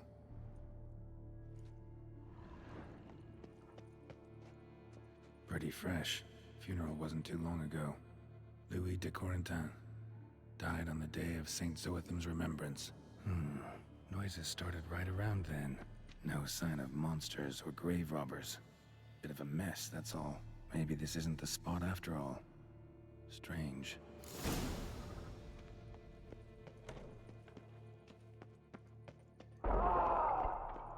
Noises clearly coming from that tomb. Impossible.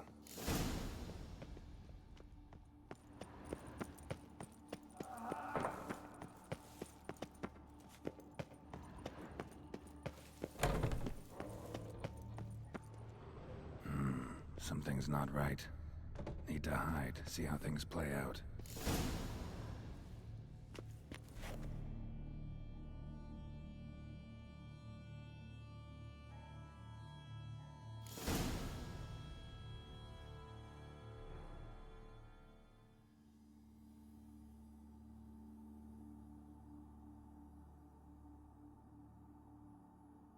You'd rather lie about all day, flipping those cards like some dwarf.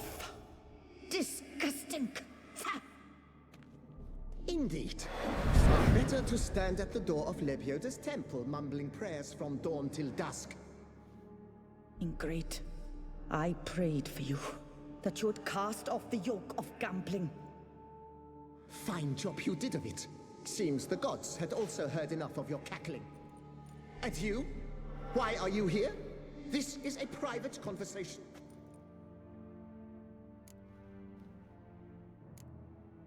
What's this argument about, anyway? Sod off! Not your concern. Could help you resolve it. I know not your name, but you must help me. I refuse to spend eternity at the side of this heathen. Remove him from my crypt at once! Slow down. What's the problem? This is my crypt, and this saintly shrew harangues me even in death. An eternity of nagging, the misery! I was blind and a fool to marry him. He's a slave to the cards, prepared to wager his own child on a round of Gwent. Once, damn it, and as a jest. How many times must I explain? And who sank our fortune into some silly statue of Lebioda? Piety. That was my cause. The prophet immortalized would have transformed this land of blasphemy and betting. How was I to know it was all a fraud? Because I warned you some 500 times! Quiet! Shut up, both of you!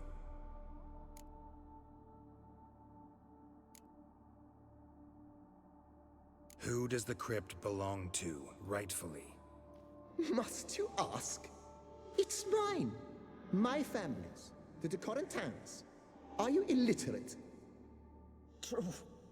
But my dowry served to repurchase it from those you owed. Look, if there's to be peace and quiet here, one of you's gotta go. Need to move one of you out. Yes. Take him. Please. Do so. And I shall tell you where I hid his lucky Gwent cards. What? I knew it was you. And now you would evict me from my crypt, then pay for the deed with my cards.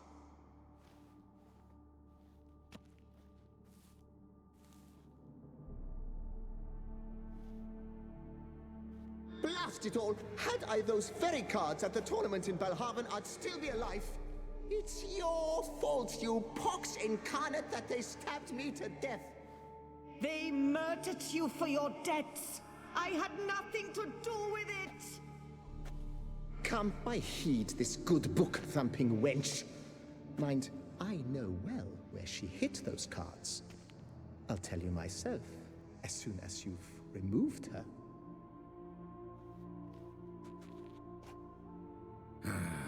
Need to think about it. All right, gotta move one of them out. Thus spake the prophet Lebioda.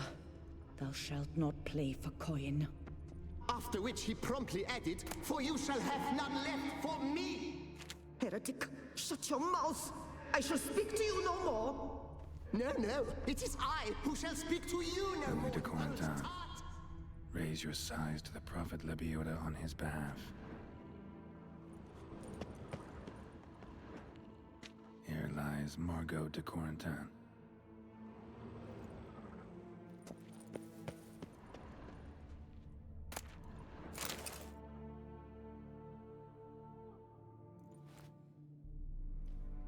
I see you fell for that pious tart's dribble. Drat! Ah, well, then listen. I've a request. Be a good fellow and set me in the chamber of the Gwent Friendship Society of Beauclair. It's just round the corner. You a member? That's just it. I was not. But I would have dearly liked to have been. And joining them in death shouldn't bother anyone. Certainly doesn't bother me. I'll do it. Where's this chamber? Once you enter the catacombs, go straight. The chamber will be on your right, near the corridor's mouth, and I thank you.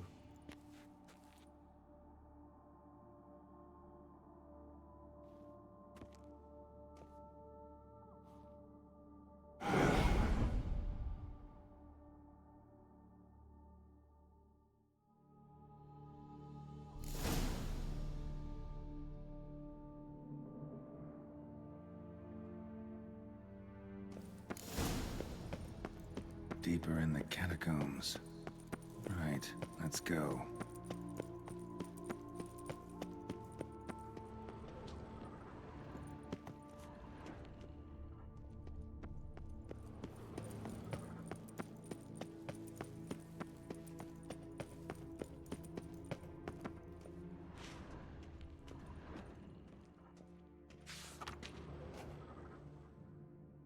Private chamber.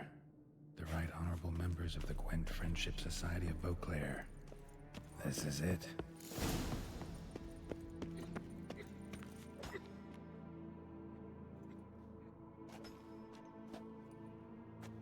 You gents also looking for that Gwent club?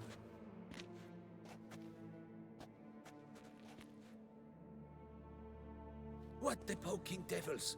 Who are you? Who sent you? So many questions, so few answers. Blimey, we're the plumbing philosopher. Get the smarmy cat diddler, lads. If I only had a crown for every time a bunch like this. That ought to do.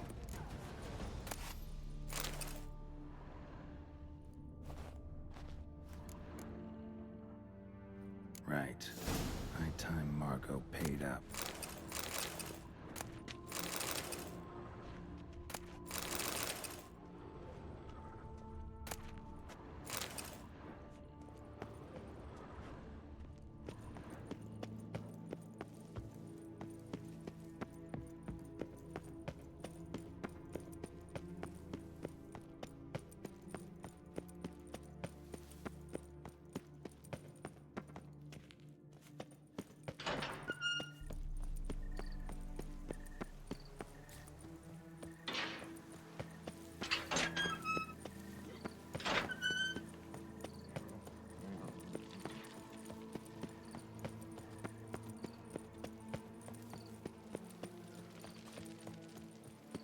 When I was a little...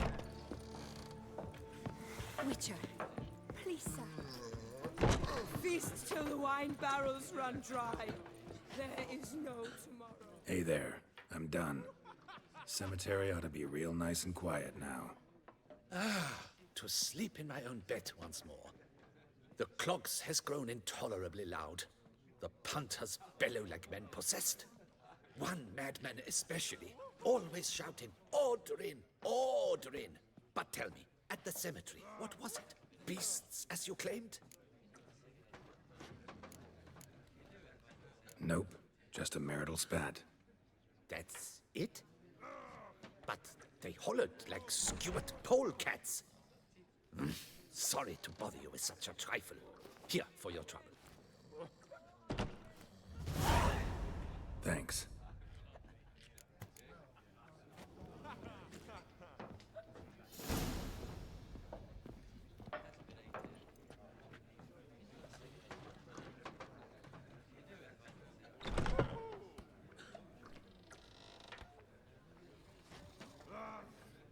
Feast till the wine barrels run dry. There is no tomorrow.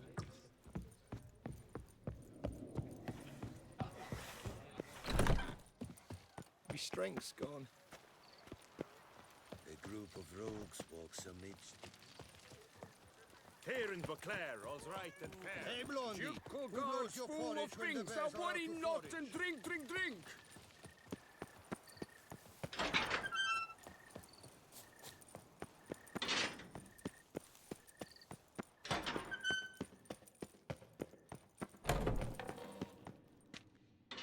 Done. Now where you got those cards? Leave the city through the Cooper's Gate, then veer right. Our house is easily recognized. A tree adorns the sign above the door. I buried the chest in the garden, beneath the rose bush. Tree on a sign, rosebush. Think I got it.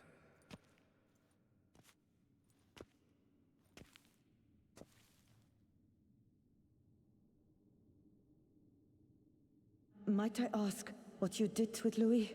True, he knew nothing in life but Gwent, but I would still prefer he not spend eternity in a ditch or privy. Don't worry about it. Found him a nice place. Ought to feel right at home. Farewell.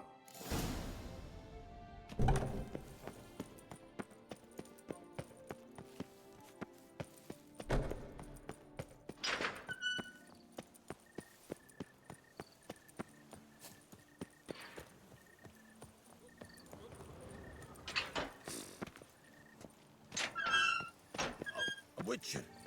What mincemeat.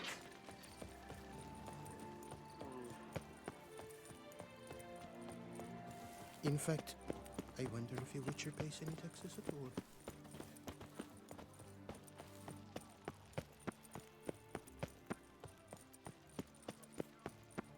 Reginald Aubrey has returned, not to be missed. Buy Still your waters tickets now. run deep. Available from me alone.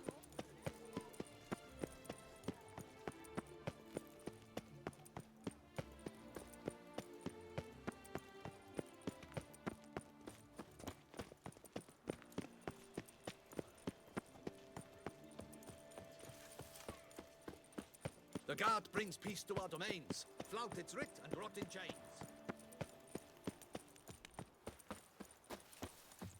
Medallion's humming. Something's not quite right. Giving me no choice.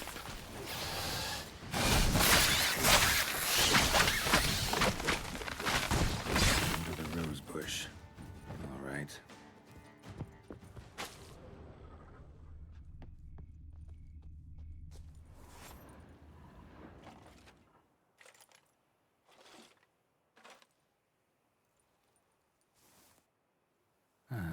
Just like she said. And the Gwent cards, as promised.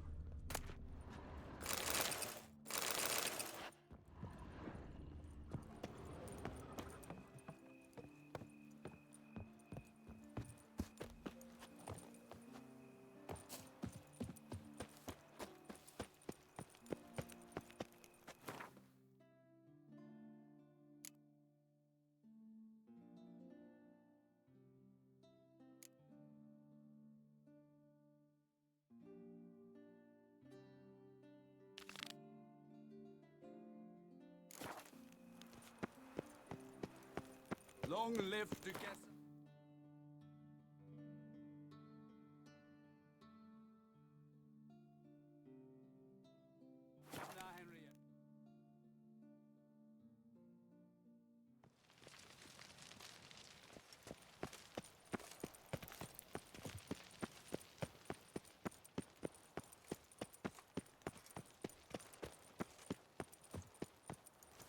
Giddy up.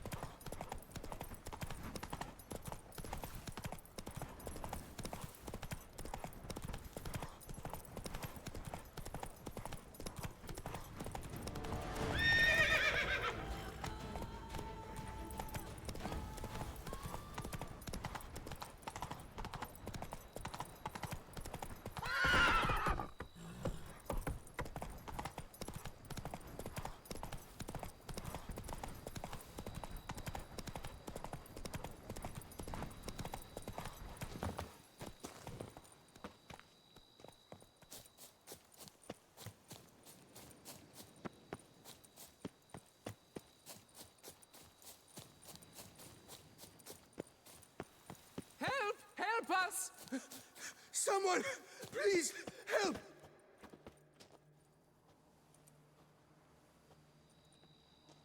What's this about? Monsters!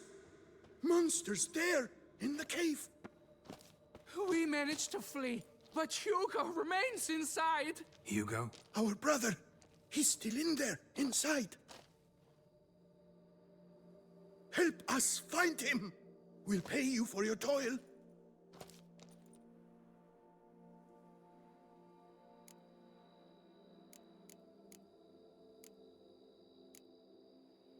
Why do you even go in there? We lost our way. Mistake that cave for the high road? By the hair on my chinny chin chin, what difference does it make whether we went in for a stroll or to gather students? Hugo remains inside, in grave danger. That's what matters. Will you go in after him or not? Every second could be vital.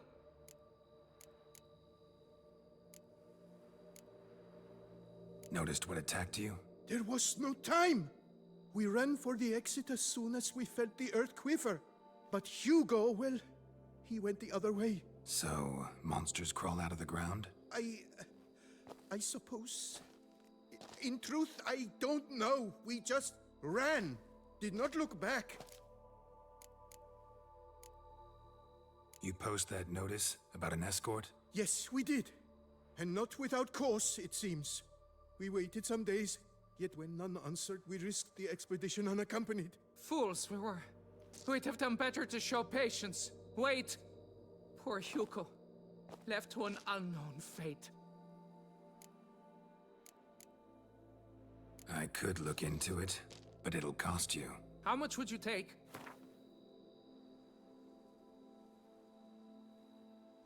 A reasonable price. Fine. I'll look for him. You two stay out here.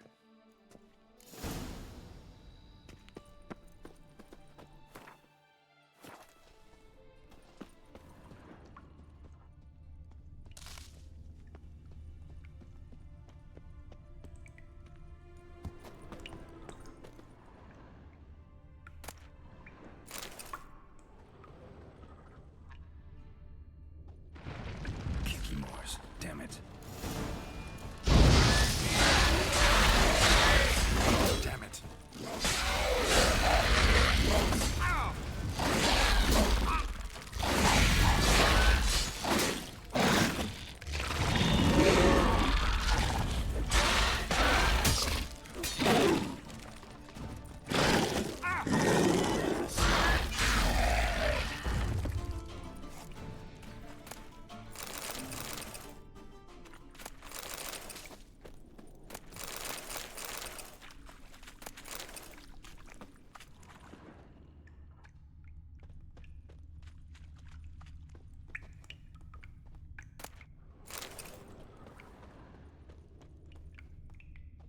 Fresh blood on the blade.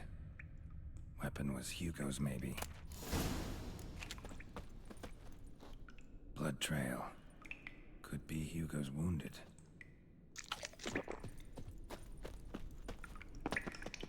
Warm and damp. Kikimores prefer cooler environments. Probably why they keep their distance.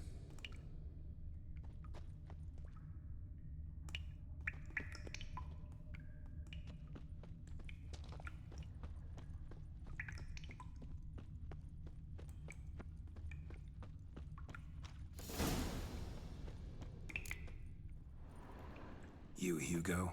Your brother sent me. Ja! Dizzards! Scoundrels! Tartmongers! They attacked me, but I fended them off. Now, they sent a brigand to finish the job.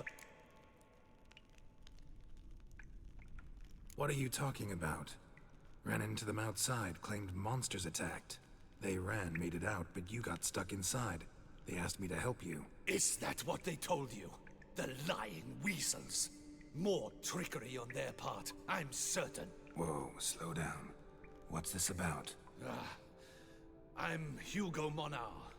My father, Victor Monar, you may have heard of. A cognac distiller he was, famed for it. Before he passed, My brothers and I would quarrel over who would inherit the family business. So, Father decided he would force us to work together. He broke his still down into its parts. 3 of them he hid, telling each of us the location of one. When my brothers learned my part, the last, was hidden in here, they decided they did not need me anymore. They decided to cut me out of the business. Literally. We argued, fought. The noise must have woken the beasts. My brothers ran for the mouth, while I ran deeper in. What about the missing part? Find it? No. I know only that it's in this cave, likely at the bottom of a pool. I feel awkward to ask, but as I am wounded, would you be kind and retrieve it?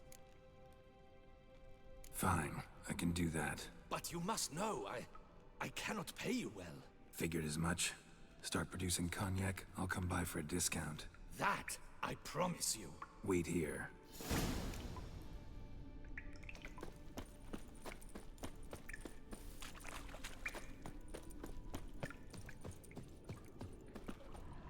Damn, water's hot. Get burned if I don't watch it. Could use some protection. Maybe Quen will work.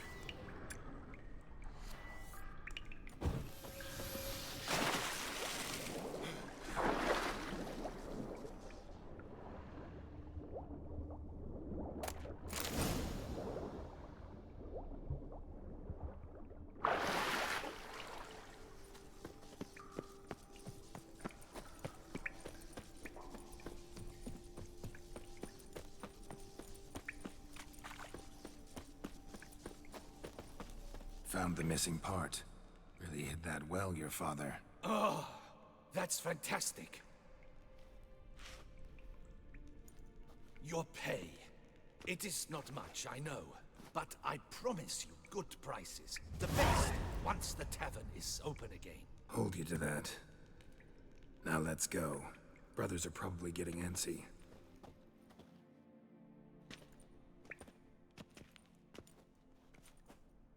Wait, see there? My brothers. They've rounded up some thugs. They mean to attack me. We don't know that. Would you try to tell me it's a coincidence? That they return with an armed band? They've come for the last part of the still. They would kill me for it. Please, you're my only hope. Kill them. Elsewise, they'll kill me. Kill your brothers? You want that? Well, perhaps not them, but the other roughs, for certain. As to my brothers, I don't know. You couldn't perhaps render them harmless? Will you defend me?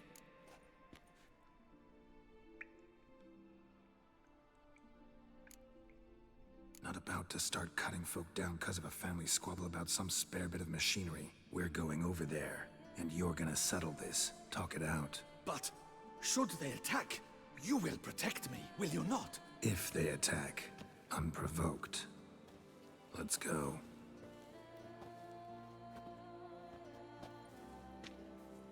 Hugo! Are you well? We were worried! Why do I doubt this?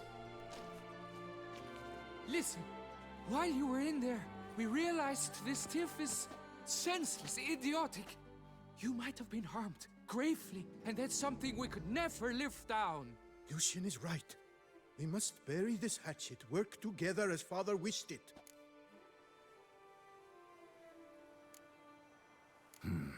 Claim to come in peace. But then who are these men? Hunters, who had made camp nearby. They spotted us and asked if we had no need for their aid. You went in, were gone a long time. With these men to help, we thought we might come to your rescue. All right, glad to see you've made up. Now I really need to get back to my own affairs. Naturally. Your payment. We thank you for your help. Should you ever find yourself near the Clever Clogs, you must stop in. Superb cognac. Some of the best. Will do. So long.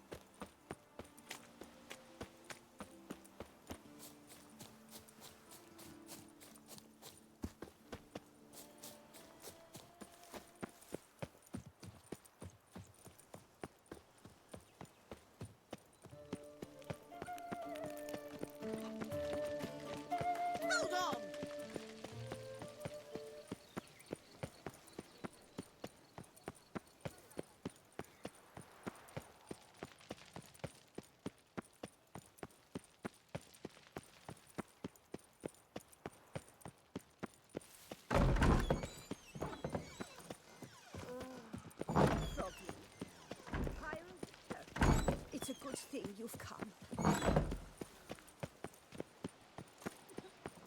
Truly. A tip of the hat to the Dornies victor.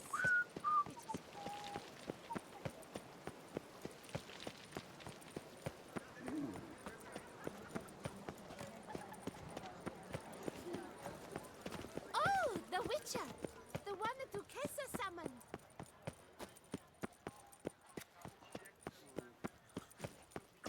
Hey! Oh.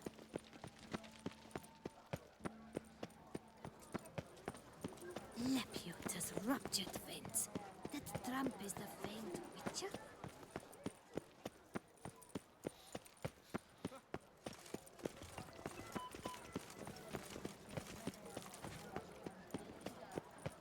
Never you worry. The air.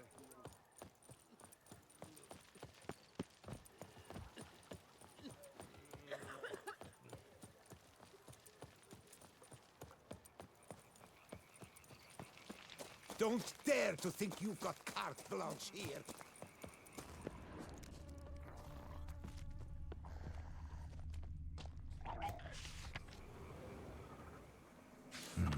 Inscriptions in Elder speech. Damn, Professor's journal's long gone, but in our hearts, somebody else found out about it too. I should look around, see if I can find something else.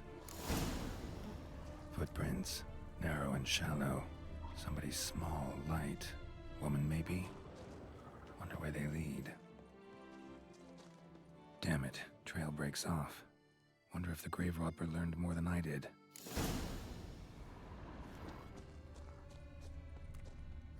Professor certainly can't do much to help me with my search.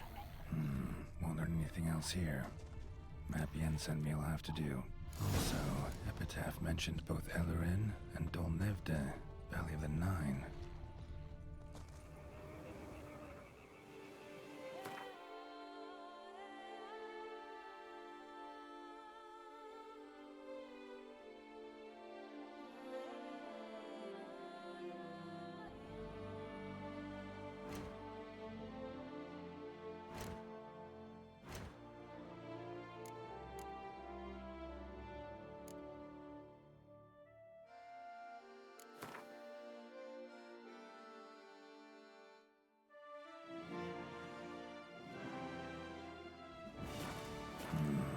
Site marked on the map's all wet now. Sans Retour flows through there. Must be where the Valley of the Nine once lay. Need to explore the location.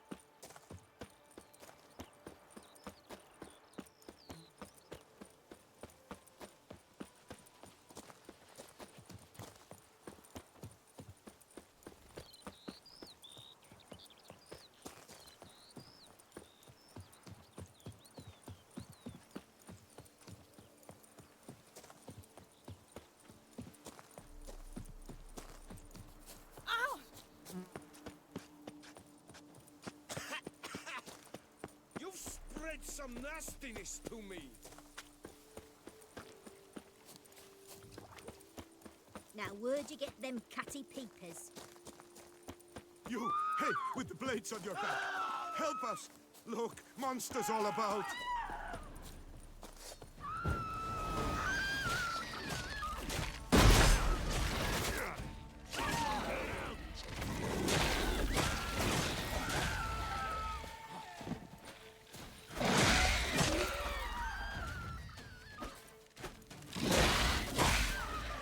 Gotta blow this up if I want to get rid of the Endrigas.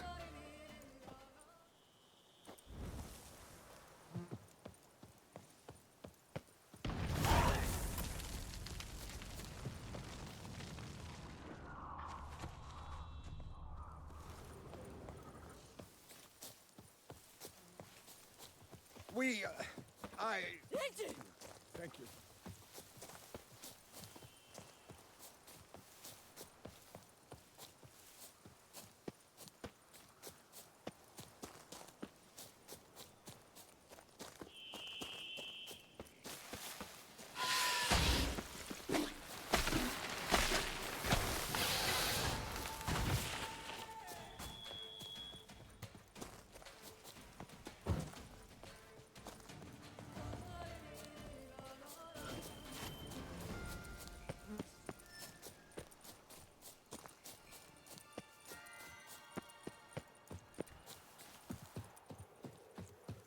What? Aye, the pigs can fly.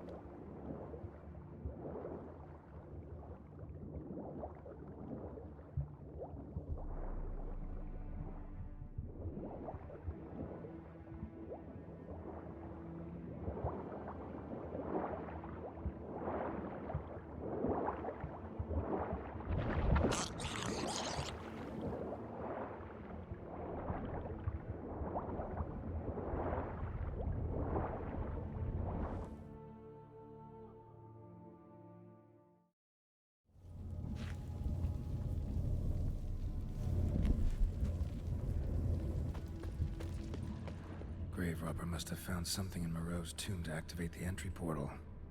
Wonder what surprises this place has in store.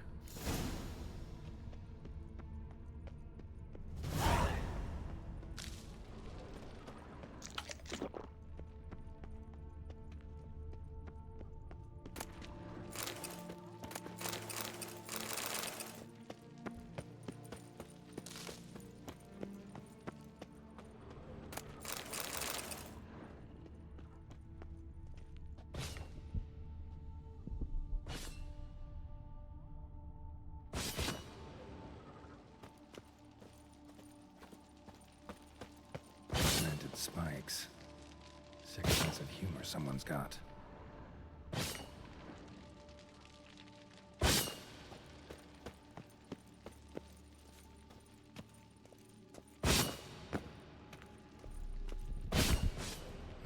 Seems someone besides me might be ferreting around here. Someone slim.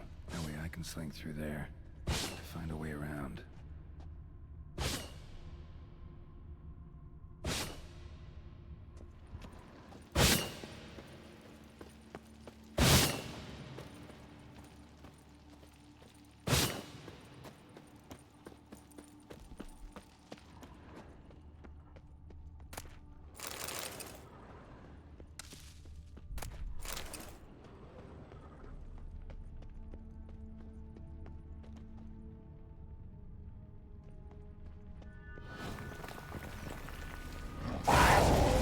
Liked cats.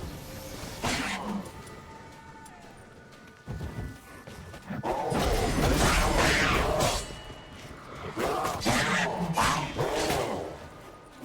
on.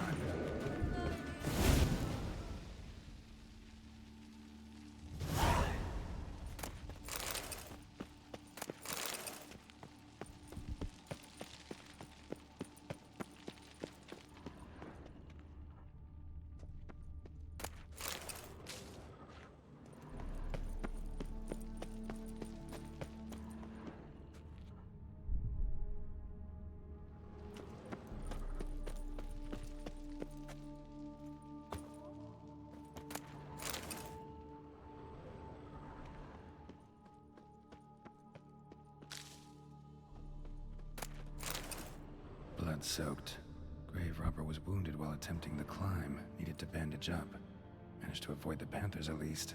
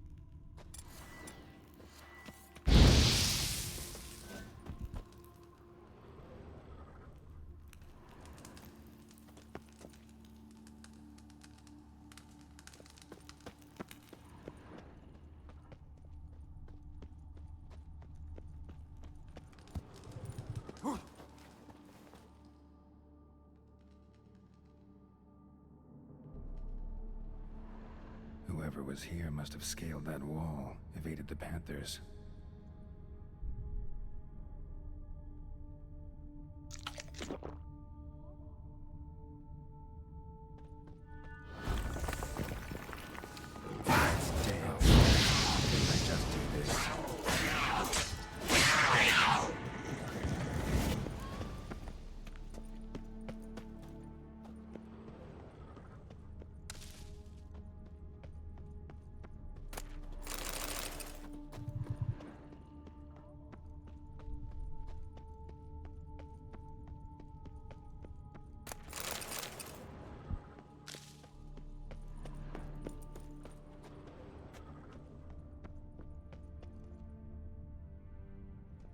Not bad. Wouldn't mind having something like that myself.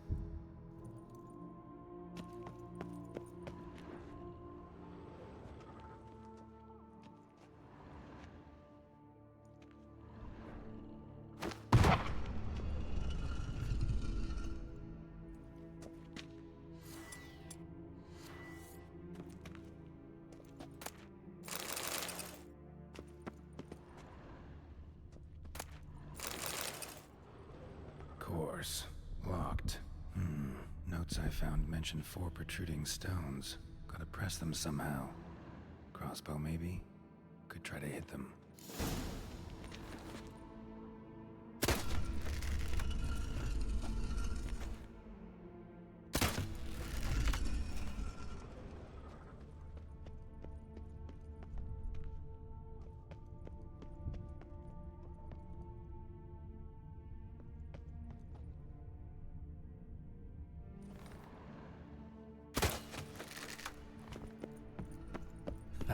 Did it.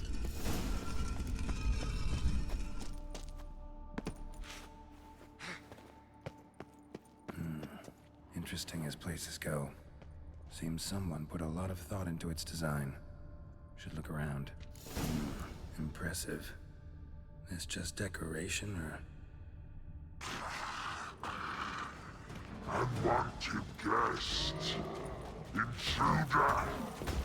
You are not welcome here. Yeah, figured as much.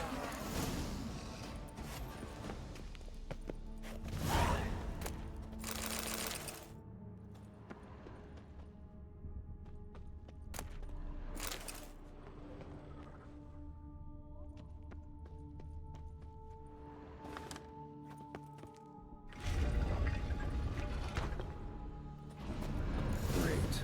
Portals. This just keeps getting better.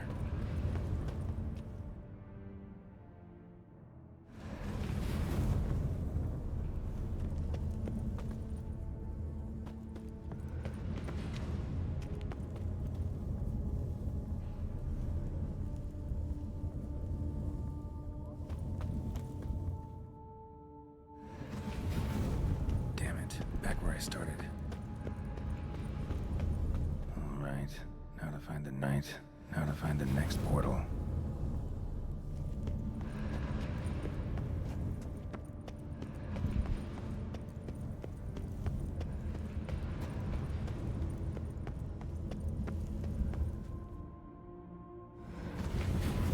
Damn it, back where I started.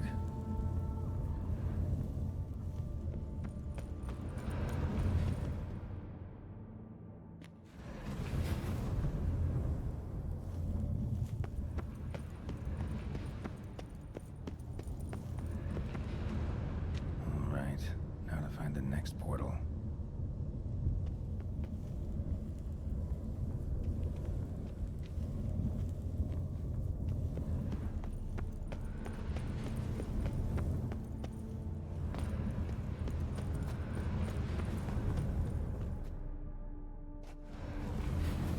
Damn it, wrong again. Could be some clue around here.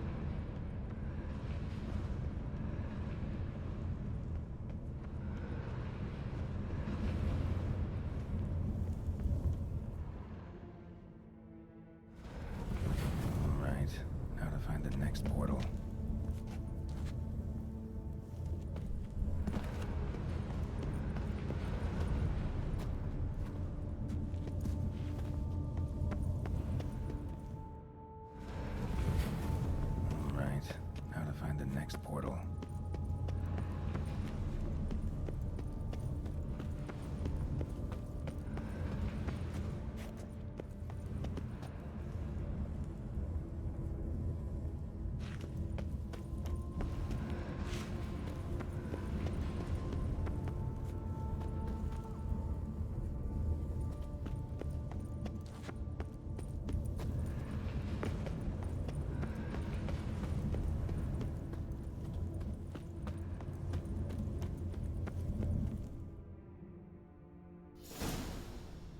Must be where Moreau had his lab.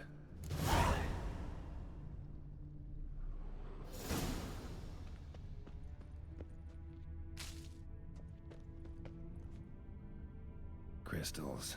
Should mount them in the megascope. Missing 2 crystals.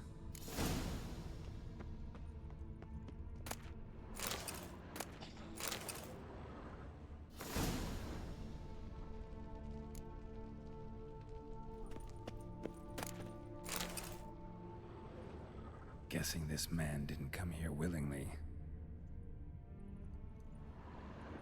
Intriguing as machinery goes, but how do I start it up? Intriguing as machinery goes, but how do I start it up? Intriguing as machinery goes, but how do I start it up?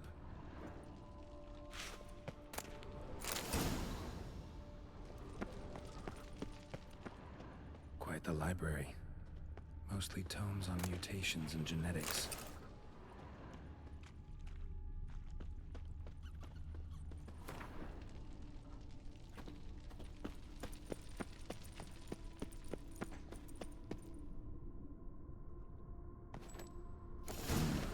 This crystal must go here.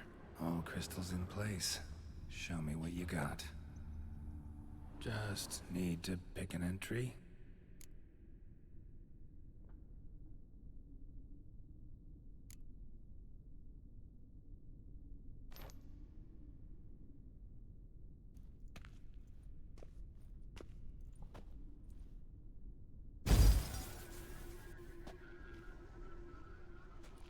The 18th of Yule, year 1102. Today I begin my great life's endeavor, one greater and more significant than any I have thus far undertaken, for it relates to me personally, to myself and my son. When 15 years passed, a beast of the forest assaulted me. A witcher came to my aid, saved my life. I could not know that for said salvation, I would in the end pay by relinquishing any say as to my own son's fate. Had I the skill to turn back time, I would have done so, and perished rather than surrender to the Witchers my only son. But as it was, on the day when Jerome was taken, I swore an oath on my honor that I would recover my son. Today, following years of research and preparation, I have at last devised a device that allows me to study mutations. If the gods in their goodness grant me but a bit of favor, I shall find a way to reverse said mutations and restore Jerome to a normal life. So, Professor wasn't out to enhance Witcher mutations, wanted to reverse them. Wonder if he managed, and if there's anything in it for me.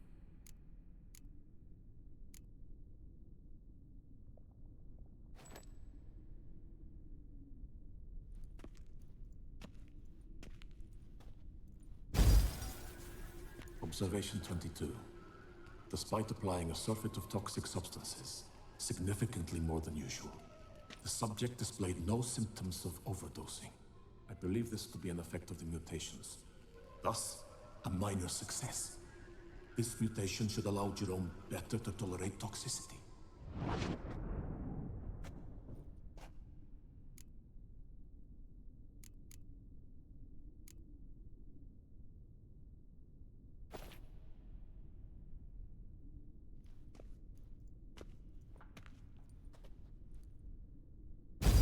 Observation number 30.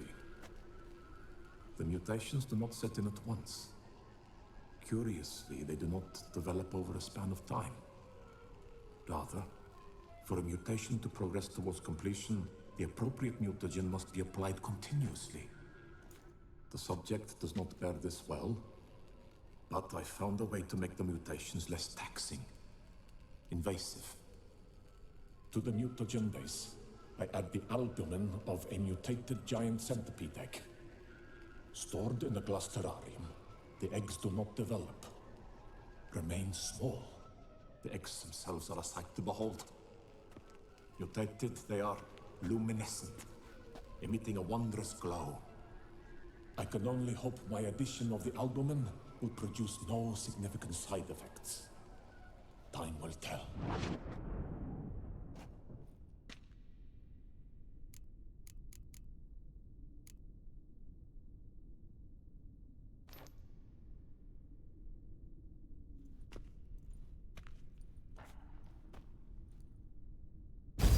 Observation 58. Sometimes failure is the catalyst for success. I've discovered a method by which one type of mutagen may be transmuted into another through the addition of certain ingredients. This is a great day for science. In addition, I observed that today's dose of mutagens brought the subject to the brink of death. He then suddenly awoke, revived, his strength renewed. Not wholly, of course, but he did in a sense come back from the edge of death. Whether this is attributable to his mutations or to pure coincidence cannot be ascertained. I must conduct further experiments.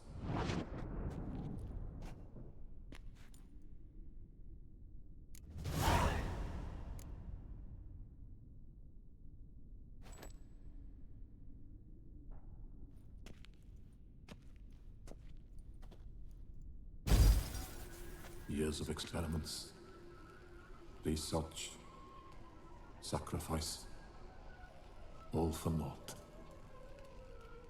I have failed to achieve my defined objective. Each mutation I applied to my subjects proved ineffective when applied to Jerome. What I meant to cure him of his witcherism, that which I meant to restore to him a normal life, only deepened his mutations, further augmented his speed and strength, rendered him yet more inhuman. It seems my son must remain a witcher forever. I have failed. The time has come to abandon this place. Return home to Lydia. She may yet deign to take me back. The contraption and mutagens I leave here. Let them wither and crumble. As did my dreams of regaining my son.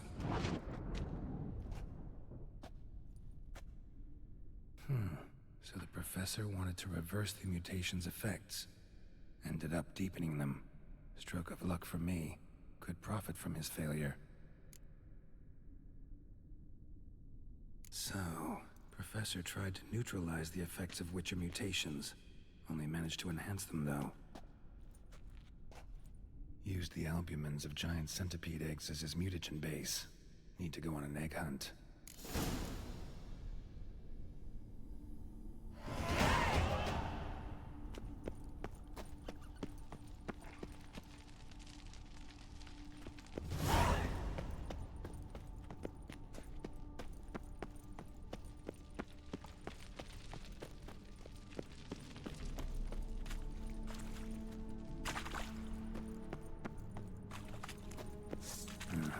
Mom's awake and she's in a good mood.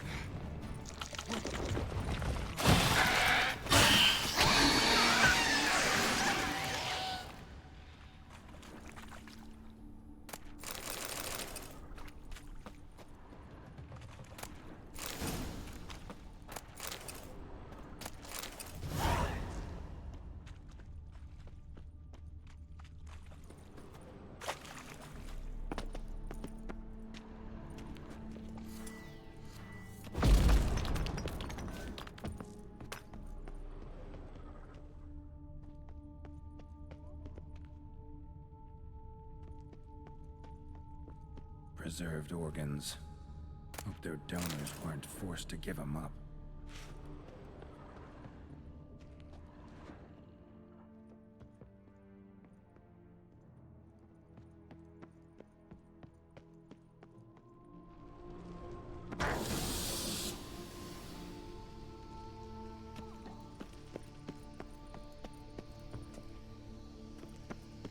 Intriguing as machinery goes. Full gear. And how do I start to drop my armor, leave my weapons?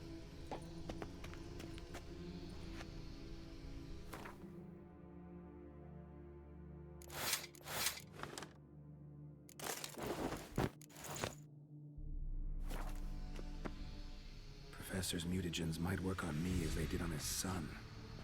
Well, time to find out.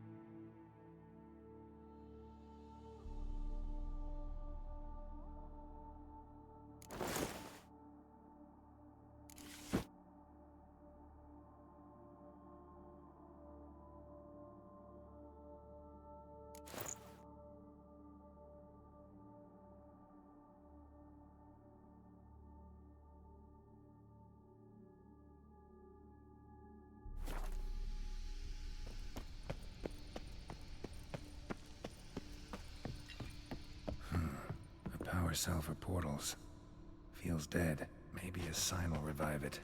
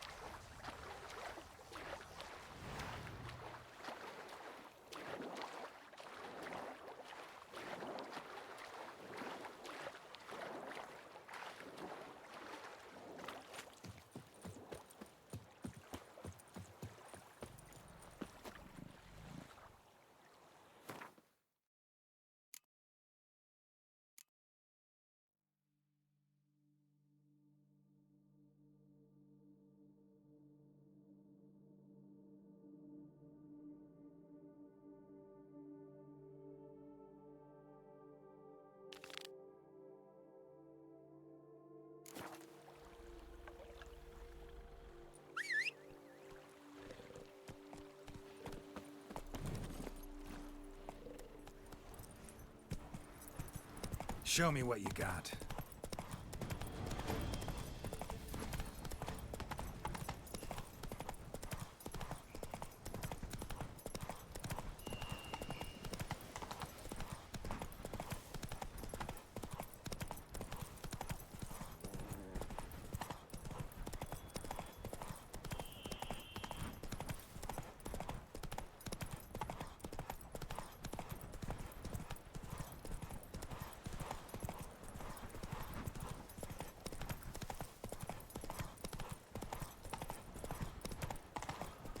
Saw some dead folk.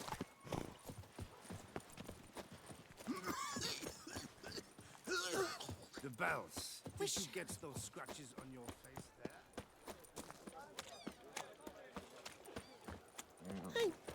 Excuse me. Mm. Ow. 1, 2, 3. Ready or not?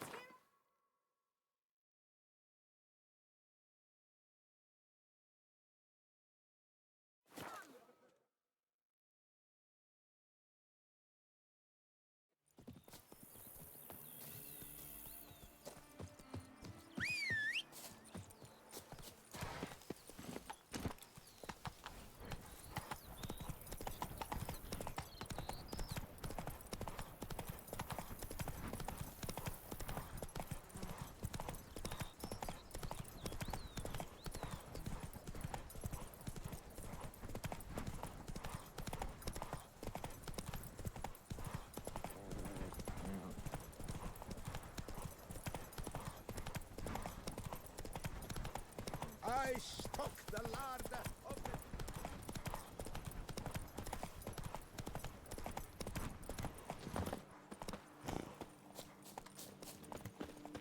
I placed my first bid. But I made the For 4 generations. That is how long my family has been producing wine. Producing plonk unfit to drink, you mean? Which is exactly why you should sell Belgard to me, not him. As a ducal clerk, I must look after the duchy's best interests. Belgard currently belongs to the treasury. The minister of the treasury has clearly expressed his desire that Belgard be handed over to a responsible steward. Yet, diverse troubles beset both your present holdings. Until you resolve them and thus prove yourselves competent, selling Belgard to either of you is out of the question.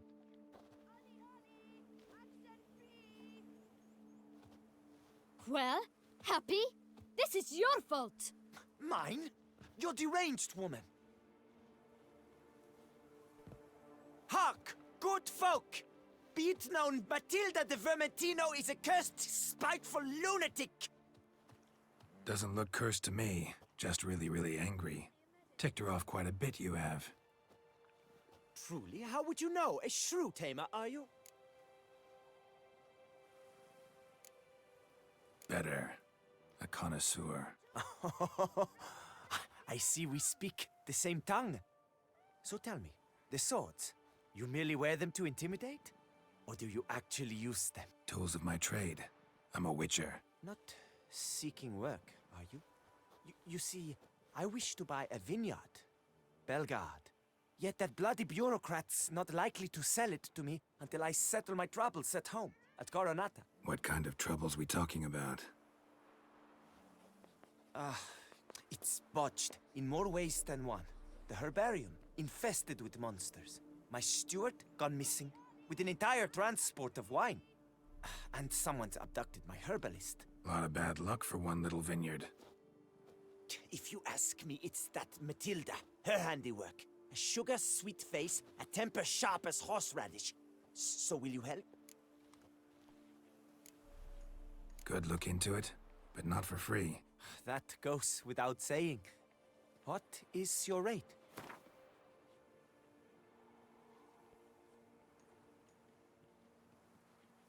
That sounds fair. Sure sounds like work for a witcher. Yeah, I'll help. I am really, truly grateful. Thank you. My vineyard lies east of here. You're sure to find it. Now forgive me. I must talk to that quill pusher. I might win him over yet.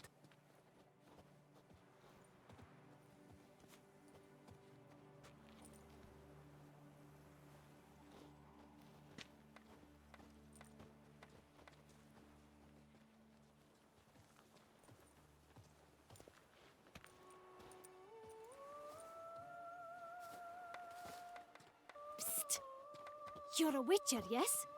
I heard you talking to that oafish ogre Liam. Disgusting man. The worst sort. First, seduces with a dashing gaze, the fair face, then reveals a coal-black heart. But that's all besides the point. I stopped you because I want to buy Belgard too. Alas, things are rotten at my own vineyard, Vermentino. Strange coincidence. No coincidence. I am certain Liam's thrown a stick in my spokes. Several sticks. My cooper and blacksmith both have mysteriously vanished. Man-eating plants have sprouted on my paths, and strange things are afoot on Pheasant Hill. The list goes on, but the crux is one. I must solve my problems at Vermentino if I'm to stand any chance of acquiring Belgard. Would you help me before you help Liam? I'm willing to pay more than he's offered you.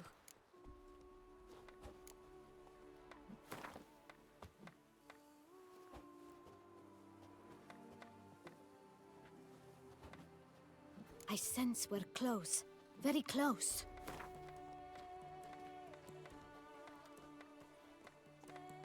I sense we're close. I sense we're close. I sense we're close. Fine. Settled. I can help. At least try. Wonderful. You've no idea how much that means to me. My vineyard lies due west.